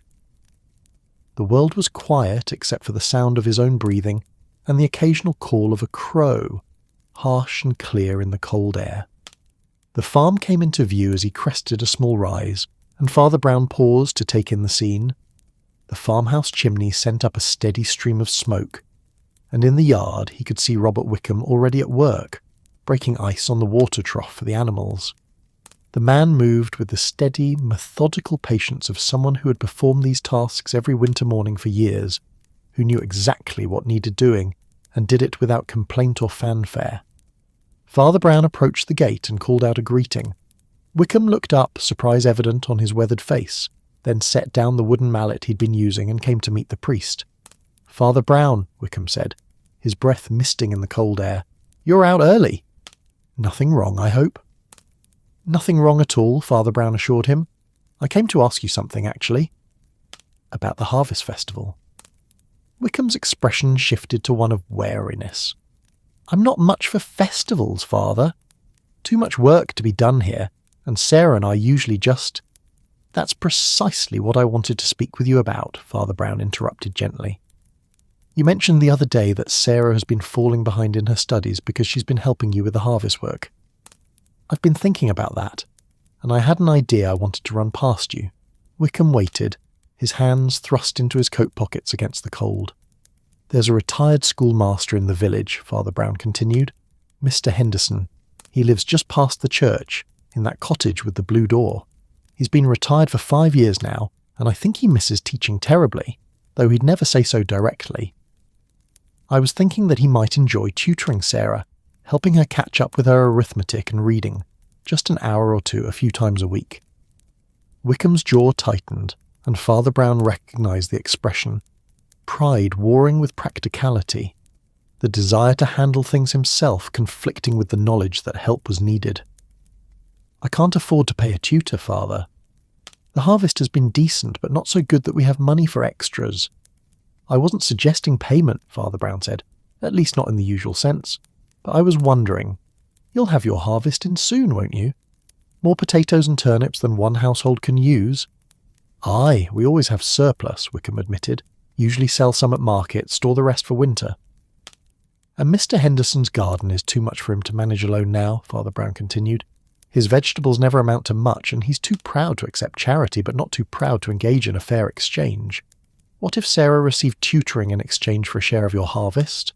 And perhaps during your busy seasons, some of the younger men from the village could help with the heavier work in exchange for learning your farming methods. You're known for having the healthiest livestock and the best yields. That's knowledge worth passing on." Wickham was quiet for a long moment. his eyes scanning the frost-covered fields as though reading something written there. When he spoke, his voice was rough with emotion. "You're talking about a knowledge exchange. Skills for skills, help for help." "I'm talking about community," Father Brown said simply. "About remembering that we're stronger together than apart. That what you know has value, just as what Mr. Henderson knows has value. That Sarah deserves an education, and you deserve help with work that's too much for one man and a child." From the house, Sarah herself emerged, wrapped in a shawl against the morning cold. She was carrying a bucket heading toward the chicken coop, but she stopped when she saw Father Brown. Her expression was cautious, but there was something lighter about her than there had been when he'd last seen her, as though a weight had been partially lifted. "Good morning, Sarah," Father Brown called. "Good morning, Father," she replied, her voice small but steady. "I was just telling your father about Mr. Henderson," Father Brown said. "How he might help with your arithmetic. Would you like that?" Sarah's face brightened immediately, hope flooding into her features. "Really? I could go back to school proper? I could catch up?" "If your father agrees," Father Brown said, looking at Wickham. The farmer looked at his daughter, at the hope written so clearly on her young face, and something in his expression softened completely. "Aye," he said gruffly, "we'll make it work.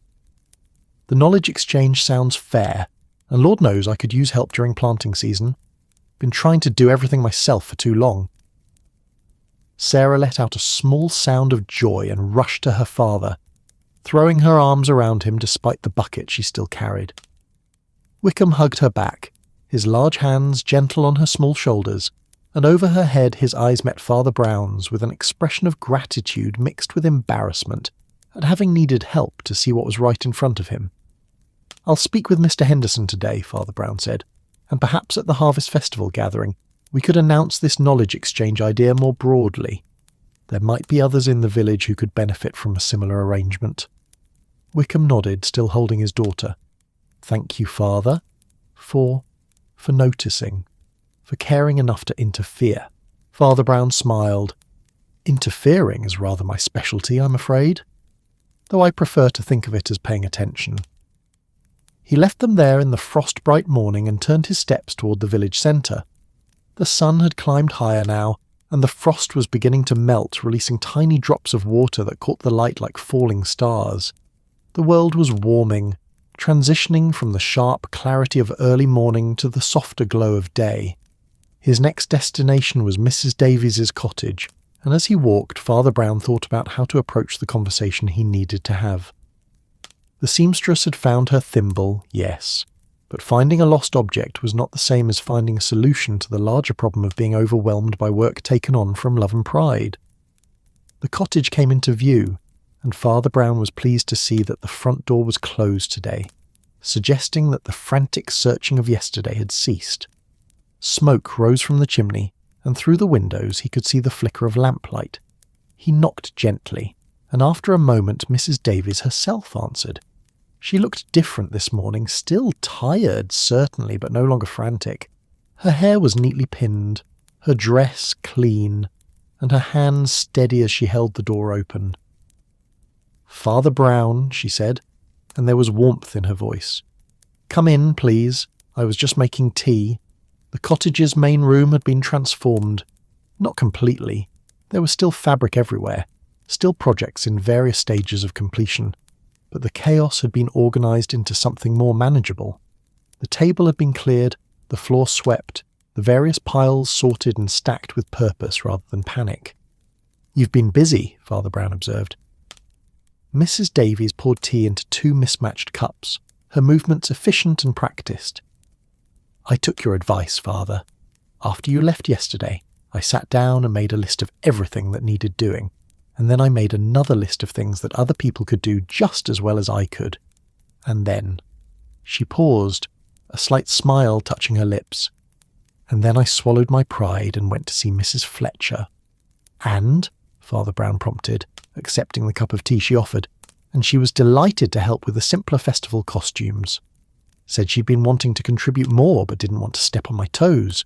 She's already taken the shepherd's robes to him, and her daughter is helping with the angel wings. They'll be done by Friday. leaving me free to focus on the more delicate work, and she gestured toward the dress form where the wedding dress was taking shape. And on this, the dress had progressed significantly. The bodice was nearly complete now, the golden fabric draped and pinned with exquisite care. Even unfinished, it was beautiful, the kind of dress that transformed whoever wore it, that made an ordinary day extraordinary. "Your daughter will be radiant," Father Brown said sincerely. Mrs. Davies' eyes filled with tears, but they were happy tears this time. She came by last night, actually. I told her I was worried about finishing the dress in time, and she offered to help, said she wanted to be part of making it, that it would mean more to her if we created it together rather than if I just presented it as a finished gift. She sat down across from Father Brown, cradling her own cup of tea. I'd been so focused on giving her something perfect that I forgot she might want to give something too, that sharing the work might be more meaningful than shouldering it all myself. "That's a profound realization," Father Brown said, "and one that applies to more than just wedding dresses, I think." Mrs. Davies nodded. "I've been thinking about that. About how I've always been the one people come to for help, and how I've worn that role like armour. The capable one, the one who never needs anything. But it's lonely, Father, being that person, and it's exhausting." "What if," Father Brown suggested gently, "at the Harvest Festival we announced a community sewing circle? Not just for festival costumes, but ongoing. Women gathering to work on projects together, sharing skills and company. You could teach the finer techniques you know, and others could help with the simpler tasks. It would be both practical and social." Mrs. Davies's face lit up at the suggestion. "Like the old quilting circles my mother used to talk about. I'd forgotten about those. We used to have them before." She trailed off, but Father Brown understood. Before life got busy, before people became isolated in their own households, before community activities fell away in the press of individual survival. "Perhaps it's time to remember," Father Brown said, "to harvest not just crops but traditions, not just food but fellowship." They sat in comfortable silence for a moment, drinking their tea, and Father Brown noticed that Mrs. Davies' thimble sat on the table beside her sewing basket, visible and valued. She saw him looking at it and smiled. "I'm keeping it out where I can see it now," she said, "as a reminder. My mother didn't give me this thimble so I could work myself to death trying to be perfect. She gave it to me so I could create beautiful things and find joy in the creation. I'd forgotten the joy part." Father Brown set down his empty cup and prepared to leave. "I'm glad you found it again. Joy is rather important, I think. Perhaps the most important harvest of all." As he walked back toward the village centre, Father Brown's mind was working through the pieces of what he was beginning to see as a larger puzzle. The knowledge exchange at the Wickham farm, the sewing circle for Mrs. Davies and the other women, and the bakery. He needed to speak with George Thornton again, to see if the conversation with Peter had borne fruit, to see if there was a way to weave that thread into the larger tapestry as well. The village was fully awake now. The frost melted away, the morning well advanced. Children were walking to school, their voices bright and cheerful. Women were hanging washing or sweeping steps or heading to the shop for daily provisions. Men were visible in fields or workshops, pursuing their trades and tending their land. The ordinary rhythms of village life, repeated day after day, generation after generation. But Father Brown was seeing beneath the surface now, seeing the isolation that sometimes hid behind those closed doors, the struggles that went unspoken, the burdens carried alone out of pride or shame or simple habit. And he was seeing, too, the solution that had always been there: community, connection, the willingness to ask for help, and the grace to offer it. The bakery came into view, and Father Brown was pleased to see that the window display had been restocked. Fresh loaves lined the shelves, and sweet buns glistened with sugar, and the seed cakes that were George Thornton's specialty sat in their accustomed place. The shop looked as it should look: abundant, welcoming, professional. The bell chimed as Father Brown entered, and this time it was George himself behind the counter. The older man looked up and smiled, a genuine smile that reached his eyes and erased years from his weathered face. "Father Brown," George said, "I was hoping you'd come by. I wanted to thank you for yesterday, for helping Peter and me find a way forward." "I'm glad it helped," Father Brown said. "And I see you've restocked the shop." George nodded, pride evident in his expression. "Aye, no more giving away what should be sold. Peter helped me see that the legacy wasn't in the bread itself, but in the craft, the care, the service. Those things have value. They deserve to be acknowledged."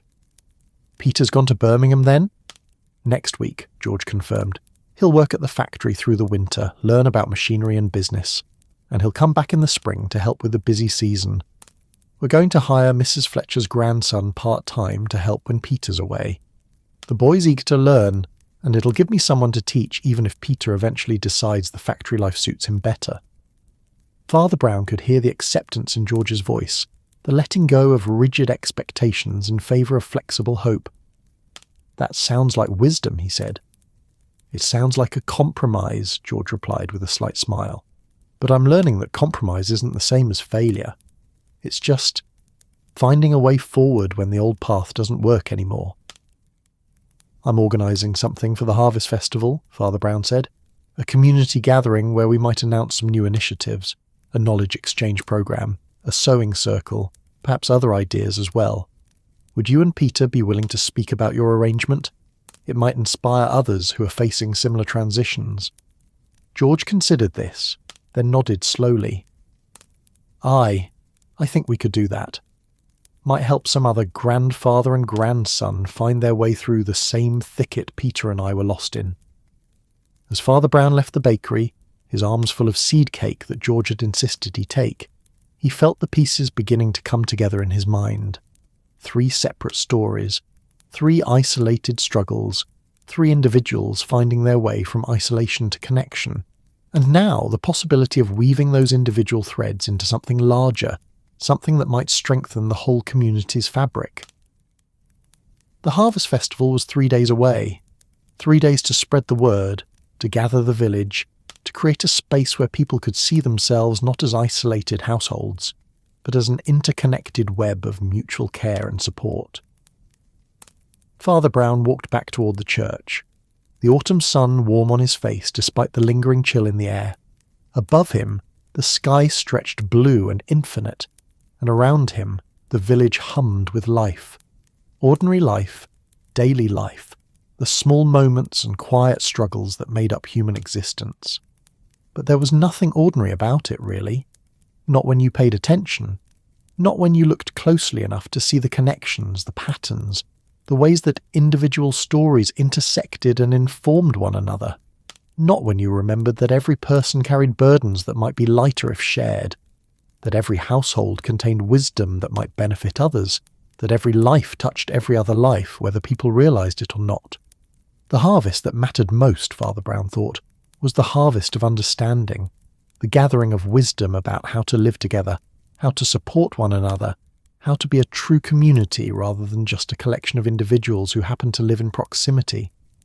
And that harvest, like any other, required both hard work and grace, both individual effort and communal support, both the wisdom to know when to act and the patience to let things unfold in their own time. 3 days. The Harvest Festival would be the culmination, the gathering, the moment when individual threads wove into collective tapestry.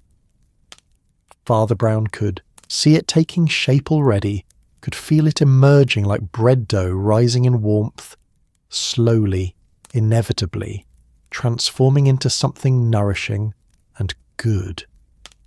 He smiled to himself and quickened his pace toward the church, his mind already composing the words he would need to speak, the invitations he would need to extend, the vision he would need to share of what Little Wickham could be when it remembered what it had always been capable of. A true community, bound together by care and connection, harvesting not just crops but the deeper abundance of human fellowship. The 3 days between Father Brown's conversations and the Harvest Festival passed in a gentle blur of activity, the village transforming itself with the quiet efficiency of people who had performed these rituals for generations. Yet this year, something felt different, a current of energy that ran beneath the usual preparations, a sense that this festival might mark not just the gathering of crops, but the gathering of something less tangible and perhaps more important. Father Brown spent those days moving through the village like a thread through fabric, connecting people and ideas, suggesting collaborations, gently nudging isolated individuals toward collective purpose. He moved slowly, deliberately, never forcing but always present, always listening, always noticing the small opportunities where one person's need might meet another's capacity to help. On the first day, he gathered a small group in the church hall: Robert Wickham, Mr. Henderson, the retired schoolmaster, Mrs. Davies, Mrs. Fletcher, and several others whose names had emerged in conversations as people who might benefit from or contribute to this idea of knowledge exchange.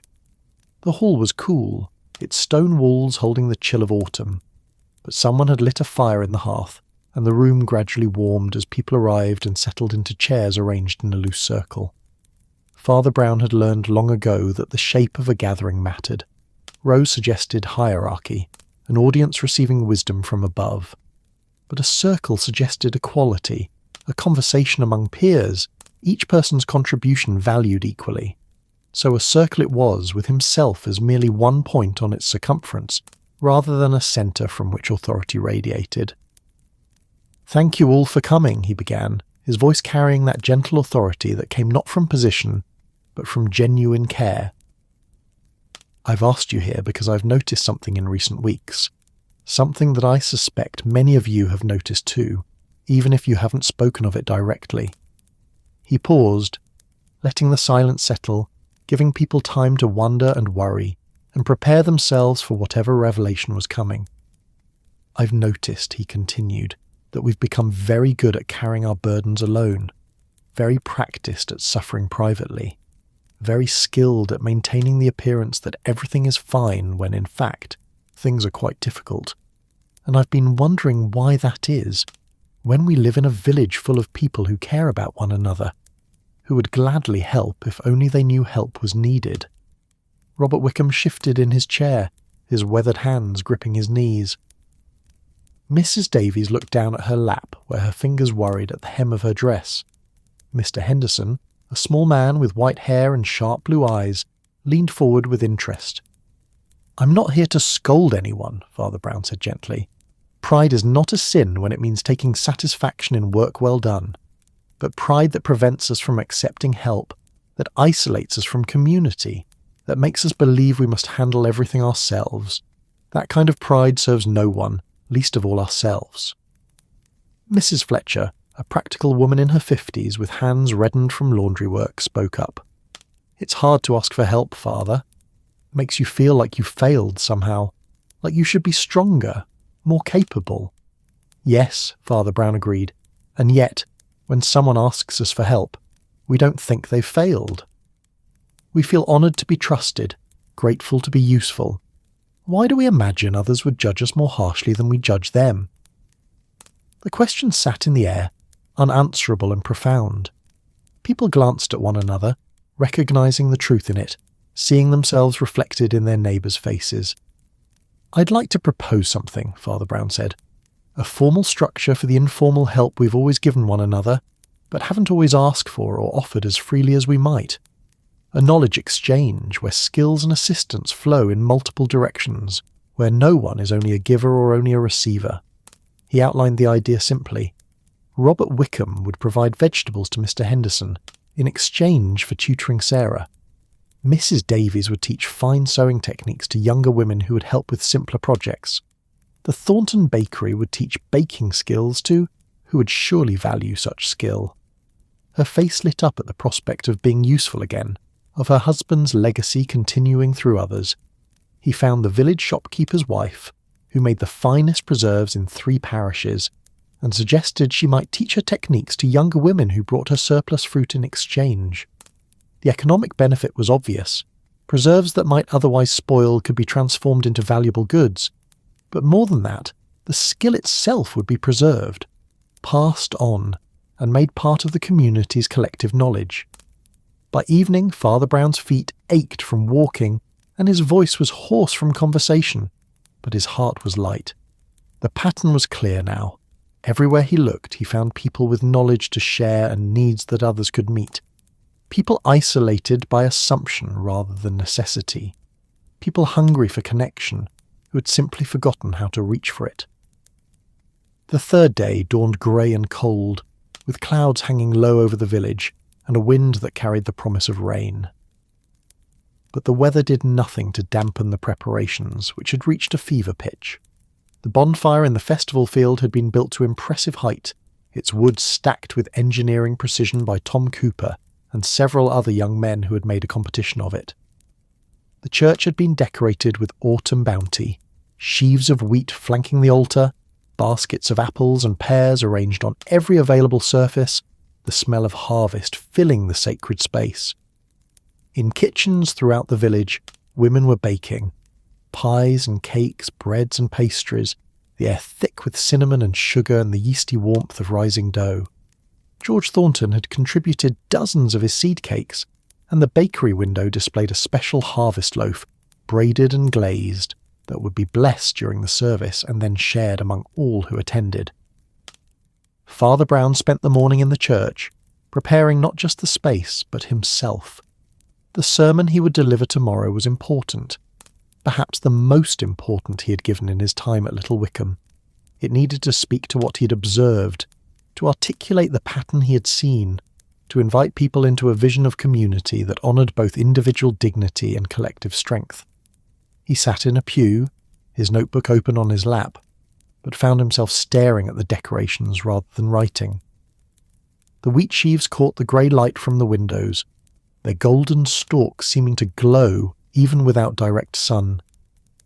Each stalk was individual, separate, yet they were bundled together, made stronger and more beautiful by their connection.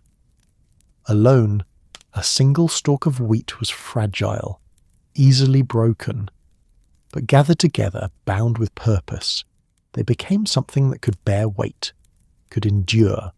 The metaphor was almost too obvious, but sometimes the obvious truths were the ones most easily forgotten.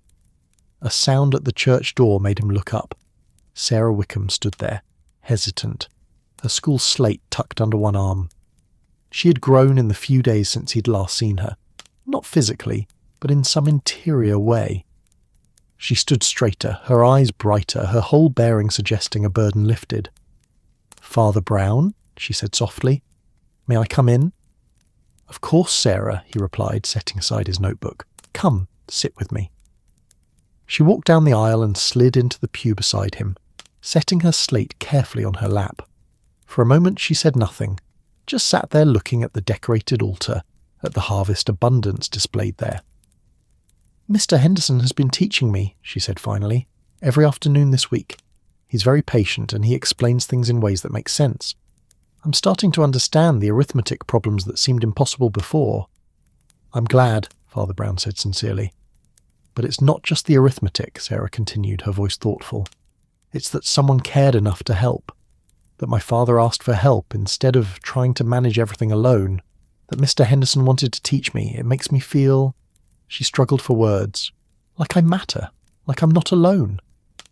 Father Brown felt his throat tighten with emotion. "You do matter, Sarah. And you were never alone. Not truly. Sometimes we just forget to look around and see all the people who care about us, who would help if only they knew we needed it." Sarah nodded, running her fingers along the edge of her slate.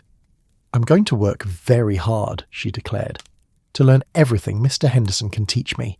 And someday, when I'm grown, I'm going to help other children the way he's helping me.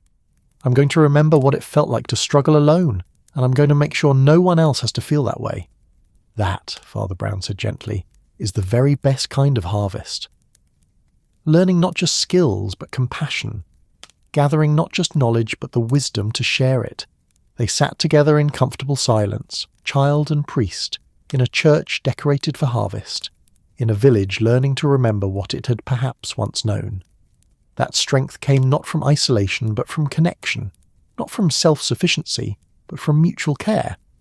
After Sarah left, Father Brown returned to his sermon preparation, but found the words flowing more easily now. He wrote about wheat gathered into sheaves, about individual stalks made strong through connection. He wrote about the various harvests a community might celebrate. Crops, yes, but also skills shared, burdens lightened, isolation transformed into fellowship. He wrote about Sarah and Mrs. Davies and George Thornton, though he didn't name them, respecting their privacy while honouring their stories. And he wrote about the knowledge exchange they would announce tomorrow, about the invitation being extended to every household to participate, to offer what they could and receive what they needed, to be both givers and receivers in the great web of community care. As afternoon faded toward evening, the grey clouds finally released their burden. Rain began to fall, gentle at first, then harder, drumming on the church roof and streaming down the windows. Father Brown lit the lamps against the gathering darkness and continued writing, the sound of rain providing a soothing rhythm to his work. The rain was good, he thought. It would settle the dust, freshen the air, make tomorrow's festival day clean and bright. And there was something fitting about it. This washing away, this preparation, this transformation of the landscape in anticipation of celebration. By the time he finished his sermon, full darkness had fallen and the rain had eased to a gentle patter. Father Brown read through what he had written, making small adjustments, ensuring the words would speak to hearts and not just minds. Then he set the pages aside and simply sat in the lamplit church, listening to the rain and the silence and the settling sounds of the old building around him. Tomorrow would bring the festival, the gathering, the harvest celebration. Tomorrow would bring the announcement of the knowledge exchange, the invitation to community, the opportunity for Little Wickham to see itself clearly and choose consciously the kind of village it wanted to be. But tonight there was just this quiet moment, this peaceful preparation, this gentle rain falling on a village that was perhaps learning to see itself anew. Father Brown closed his eyes and offered a wordless prayer, not asking for anything specific, but simply holding the village and all its people in his heart, hoping for them the harvest they most needed, which was not wealth or ease, but connection and care and the courage to let themselves be known and helped and loved. The lamp flames flickered slightly in a draught from somewhere, casting dancing shadows on the walls. The wheat sheaves seemed to sway, though they stood perfectly still. And Father Brown sat in the gathering peace of evening, content to wait for tomorrow, confident that what needed to happen would happen, that seeds planted would bear fruit, that small acts of attention and care could, given time and grace, transform a collection of isolated individuals into something much more beautiful. A true community, bound together by threads of mutual care, harvesting the abundance that came not from the fields alone, but from the human heart's capacity for connection. Outside, the rain continued its gentle falling, washing the world clean, preparing it for celebration, for gathering, for the harvest that mattered most. The morning of the harvest festival arrived washed clean by the previous night's rain, the world gleaming as though freshly made. Father Brown woke to sunlight streaming through his window, the kind of light that seemed to carry within it the promise of something significant, something transformative. The air smelled of wet earth, and the last roses blooming stubbornly in the rectory garden, their petals heavy with moisture but still fragrant. He dressed with particular care, taking time to ensure his collar sat properly. His coat was brushed free of dust, his shoes polished to a modest shine. These small acts of preparation were themselves a kind of prayer, a way of honouring the importance of what was to come. Today was not just another Sunday service, not just another village festival. Today was a threshold, a moment when Little Wickham might step from one way of being into another. By the time he walked to the church, the village was already stirred with activity. Families were emerging from their cottages in their Sunday best. Children scrubbed and combed, women wearing their finest dresses and the small touches of beauty that marked special occasions, a brooch inherited from a grandmother, a shawl embroidered with care, a hat trimmed with ribbon. The men wore their good suits, slightly stiff from infrequent use, and walked with the particular dignity that came from marking time as sacred rather than ordinary. The church filled quickly, the pews packed more tightly than usual as the entire village gathered. Father Brown noticed details as people settled. Sarah Wickham sitting beside her father, her face bright with anticipation, her slate conspicuously absent because she no longer needed to hide her struggles. Mrs. Davies in a pew near the front, her daughter beside her, both women wearing matching rosettes of golden ribbon that caught the light from the windows. George Thornton and his grandson Peter, sitting together with an ease that spoke of reconciliation, of bridges built across the gap of misunderstanding. The service began with hymns that rose to the rafters, voices joining in the familiar words of thanksgiving and praise. Father Brown led the prayers, his voice steady and warm, inviting the congregation to reflect on the year's blessings and challenges. Then came the moment for the sermon, and he climbed into the pulpit with his carefully prepared pages, looking out over the sea of familiar faces. But when he opened his mouth to speak, he set the pages aside. The words he had written were good words, true words, but what was needed now was not a prepared speech but something more immediate, more personal. "My dear friends," he began, his voice carrying easily in the attentive silence, "we gather today to celebrate the harvest, as our ancestors have done for generations beyond counting. We give thanks for crops gathered, for stores laid in against winter, for the abundance that the earth has yielded and that our labour has claimed." He paused, letting his gaze move across the congregation, meeting eyes, acknowledging individuals. "But I want to suggest that there is another harvest we might celebrate today. A harvest of understanding, of connection, of the particular abundance that comes when we remember we are not meant to live in isolation but in community." He told them then, in simple language stripped of theology or complexity, what he had observed in recent weeks. Not naming names, but painting pictures they would recognise. A child struggling alone with lessons while helping a widowed parent, too ashamed to ask for help. A seamstress exhausting herself, trying to provide for a daughter's wedding while maintaining all her other obligations, too proud to accept assistance.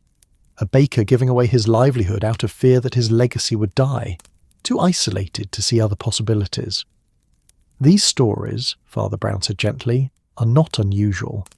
They are, I suspect, variations of stories many of you could tell about yourselves, about times when you struggled alone because you believed asking for help was weakness, about burdens you carried that might have been lighter if shared, about knowledge you possess that might benefit others, or skills you lack that neighbours could teach you.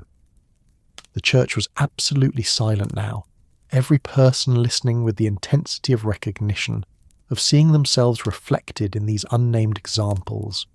"We have become very good," Father Brown continued, "at maintaining the appearance of self-sufficiency, at pretending we need nothing, can handle everything, are entirely capable alone. And there is virtue in capability, in resourcefulness, in the strength to endure difficulty. But there is also virtue, perhaps greater virtue, in knowing when to ask for help, in trusting our community enough to reveal our needs, in understanding that receiving assistance does not diminish us, but rather allows us to participate more fully in the web of mutual care that makes us truly human." He gestured toward the decorations surrounding the altar, the sheaves of wheat that had become his central image. Each stalk of wheat, alone, is fragile. Beautiful, yes, but easily broken. But gathered together, bound with purpose, those same stalks become strong enough to bear weight, to endure, to serve. We are like that wheat, individually beautiful but collectively powerful. Our strength lies not in isolation but in connection. Father Brown then outlined the knowledge exchange that had been taking shape over the past days, explaining how it would work, inviting everyone to participate. He spoke of the various partnerships already forming, Mr. Henderson tutoring children in exchange for vegetables, Mrs. Davies teaching sewing in exchange for help with simpler projects, George Thornton training apprentice bakers who would assist during busy seasons. "This is not charity," he emphasised. "It is exchange, reciprocity, a recognition that we all have something to offer and something to learn, that there is no shame in needing help, just as there is no pride in refusing it. That community is not something that happens to us, but something we create together through countless small acts of mutual care." He saw heads nodding throughout the congregation, saw People glancing at neighbours with new consideration saw the idea taking root in minds and hearts. After the service, Father Brown continued, we will gather in the festival field for our traditional celebration. There will be food and fellowship, games for the children, the lighting of the bonfire as evening falls. But I invite you to approach this gathering with particular attention to connection. Speak with neighbours you might normally just greet in passing. Ask what skills they have that you might learn, or what knowledge you possess that might benefit them. See yourselves not as isolated households, but as members of a living community, each person valuable, each person connected to all others. He concluded with a blessing that asked not for ease or prosperity, but for the courage to be vulnerable, the wisdom to ask for help, and the grace to offer it freely. Then the final hymn rose, voices joining in thanksgiving, and the service ended. The congregation spilled out into the brilliant autumn morning and made their way to the festival field, where tables had been set up laden with food contributions from every household. The abundance was staggering. Pies and cakes, roasted meats and fresh bread, preserves and pickles, the harvest of kitchen gardens and orchards and careful preservation. But more than the food, what struck Father Brown as he followed the crowd was the quality of interaction, the way people seemed to be seeing one another freshly. He watched Mrs. Patterson deep in conversation with the widow Thompson about weather wisdom and preserving techniques. He saw Robert Wickham speaking with several younger farmers about his methods for improving soil and managing livestock. He noticed Mrs. Davies surrounded by women young and old, discussing the possibility of regular sewing circles that would combine skill sharing with social gathering. George Thornton had set up a demonstration area where he was showing the basics of bread making to anyone interested. A surprising number of people had gathered around him, including several young men who had perhaps never considered baking as something they might learn. Peter stood beside his grandfather, and Father Brown could see the pride in the young man's face as he watched his grandfather teach, sharing knowledge that might otherwise have been lost. The children had their games, sack races and apple bobbing, contests that sent laughter rising into the clear air. But even here, Father Brown noticed older children helping younger ones, teenagers organising activities with care and patience, the community's future learning from its present how to care for one another. As afternoon ripened toward evening, speeches were made. The village elder spoke about the year's harvest, giving thanks for good weather and reasonable yields. The schoolmaster praised the children's academic progress. And then Father Brown was called upon to speak again, this time not from a pulpit, but standing on the festival platform with the whole village gathered before him in the slanting golden light. I want to thank you all, he said simply, for being here today. For more than just attending a festival, but for being willing to see yourselves and one another in new ways, for considering the possibility that strength lies not in isolation, but in connection. He gestured toward the various groups scattered across the field, the conversations happening, the connections forming. What we're beginning here today, this knowledge exchange, this intentional community building, is a harvest that will continue to yield abundance long after today's celebration ends. Every skill shared, every burden lightened, every person choosing vulnerability over pride is a seed planted that will grow and multiply. Sarah Wickham stepped forward then, carefully holding a large book that Father Brown recognised as the ledger from the church office. She had volunteered to help organise the knowledge exchange, to keep track of who was offering what skills and who was seeking to learn. Her small face was serious but lit with purpose as she explained the system they had devised. Simple, flexible, designed to facilitate connection rather than create bureaucracy. Others came forward to speak as well. Mrs. Fletcher announced the formation of a regular sewing circle that would meet weekly. Tom Cooper explained a rotating work system where young men would assist elderly residents with physical tasks in exchange for learning traditional crafts. The shopkeeper's wife discussed the possibility of cooperative preserving sessions where fruit surplus from multiple gardens could be processed together, the results shared among all participants. Each announcement was met with enthusiasm, with people stepping forward to volunteer to participate, to weave themselves into this emerging web of mutual care. Father Brown watched it unfold with quiet satisfaction, seeing the pattern he had hoped for taking visible shape, individual threads joining to create something beautiful and strong. As the sun began to sink toward the horizon, painting the sky in shades of amber and rose, the bonfire was lit. The carefully constructed pyramid of wood caught quickly, flames climbing upward, sending sparks spiralling into the darkening sky.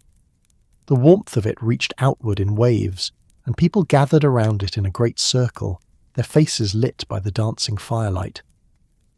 Someone began to sing, an old harvest song that everyone knew, and voices joined in, rising and falling in harmonies that had been perfected over generations.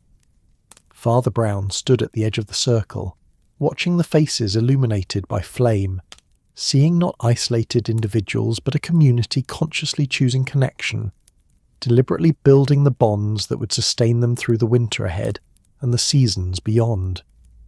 Mrs. Davies stood beside her daughter, both women swaying slightly to the music, and when the song ended, the daughter leaned close and whispered something that made her mother laugh, a sound of pure joy. Nearby, George Thornton had his arm around Peter's shoulders, and the young man's face showed no trace of the worry and resignation Father Brown had seen earlier.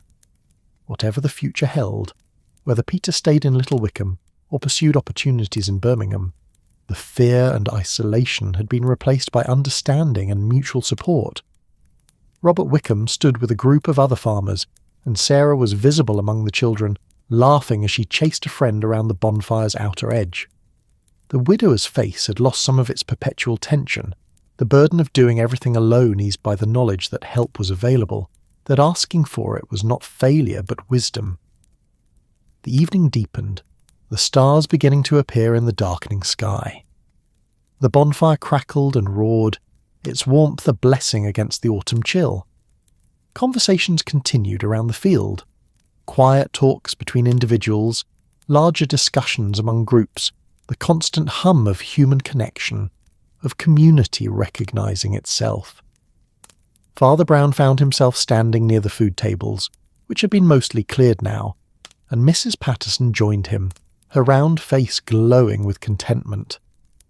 "It's been a good festival, Father," she said. "Perhaps the best I can remember." "It has," he agreed, "though I think the best is yet to come. What we've started today will continue to grow, to deepen, to bear fruit we can't yet imagine." Mrs. Patterson nodded, watching the bonfire and the people gathered around it. "We'd forgotten, I think, how to be a true community, how to care for one another properly. We got so busy with our individual lives that we lost sight of the larger life we all share. Thank you for reminding us." "I didn't remind you," Father Brown said gently. "I simply paid attention and pointed out what was already there. The goodness in people's hearts, the desire to help, the capacity for connection. You did the rest yourselves." The bonfire was beginning to subside now, the great pyramid collapsing into glowing coals that pulsed with heat and light. Children were being gathered by parents, wrapped in coats and shawls against the night chill. People began to drift homeward, calling good nights to one another, making plans for tomorrow and the days beyond. Father Brown remained until the last embers cooled and the final families departed. He stood in the darkened field, the smell of wood smoke hanging in the air, the stars bright overhead in a sky swept clear by yesterday's rain. The village around him was settling into sleep, lights winking out in windows, the sounds of daily life gradually stilling. But something had shifted. He could feel it, subtle but unmistakable, a change in the very atmosphere, as though the air itself had been rewoven into a different pattern. Little Wickham would face challenges ahead, certainly. Winter would come with its difficulties. Individual households would still struggle with their particular burdens. But they would face these things differently now, knowing they were not alone, remembering that help was available, trusting in the web of connection that had been deliberately strengthened.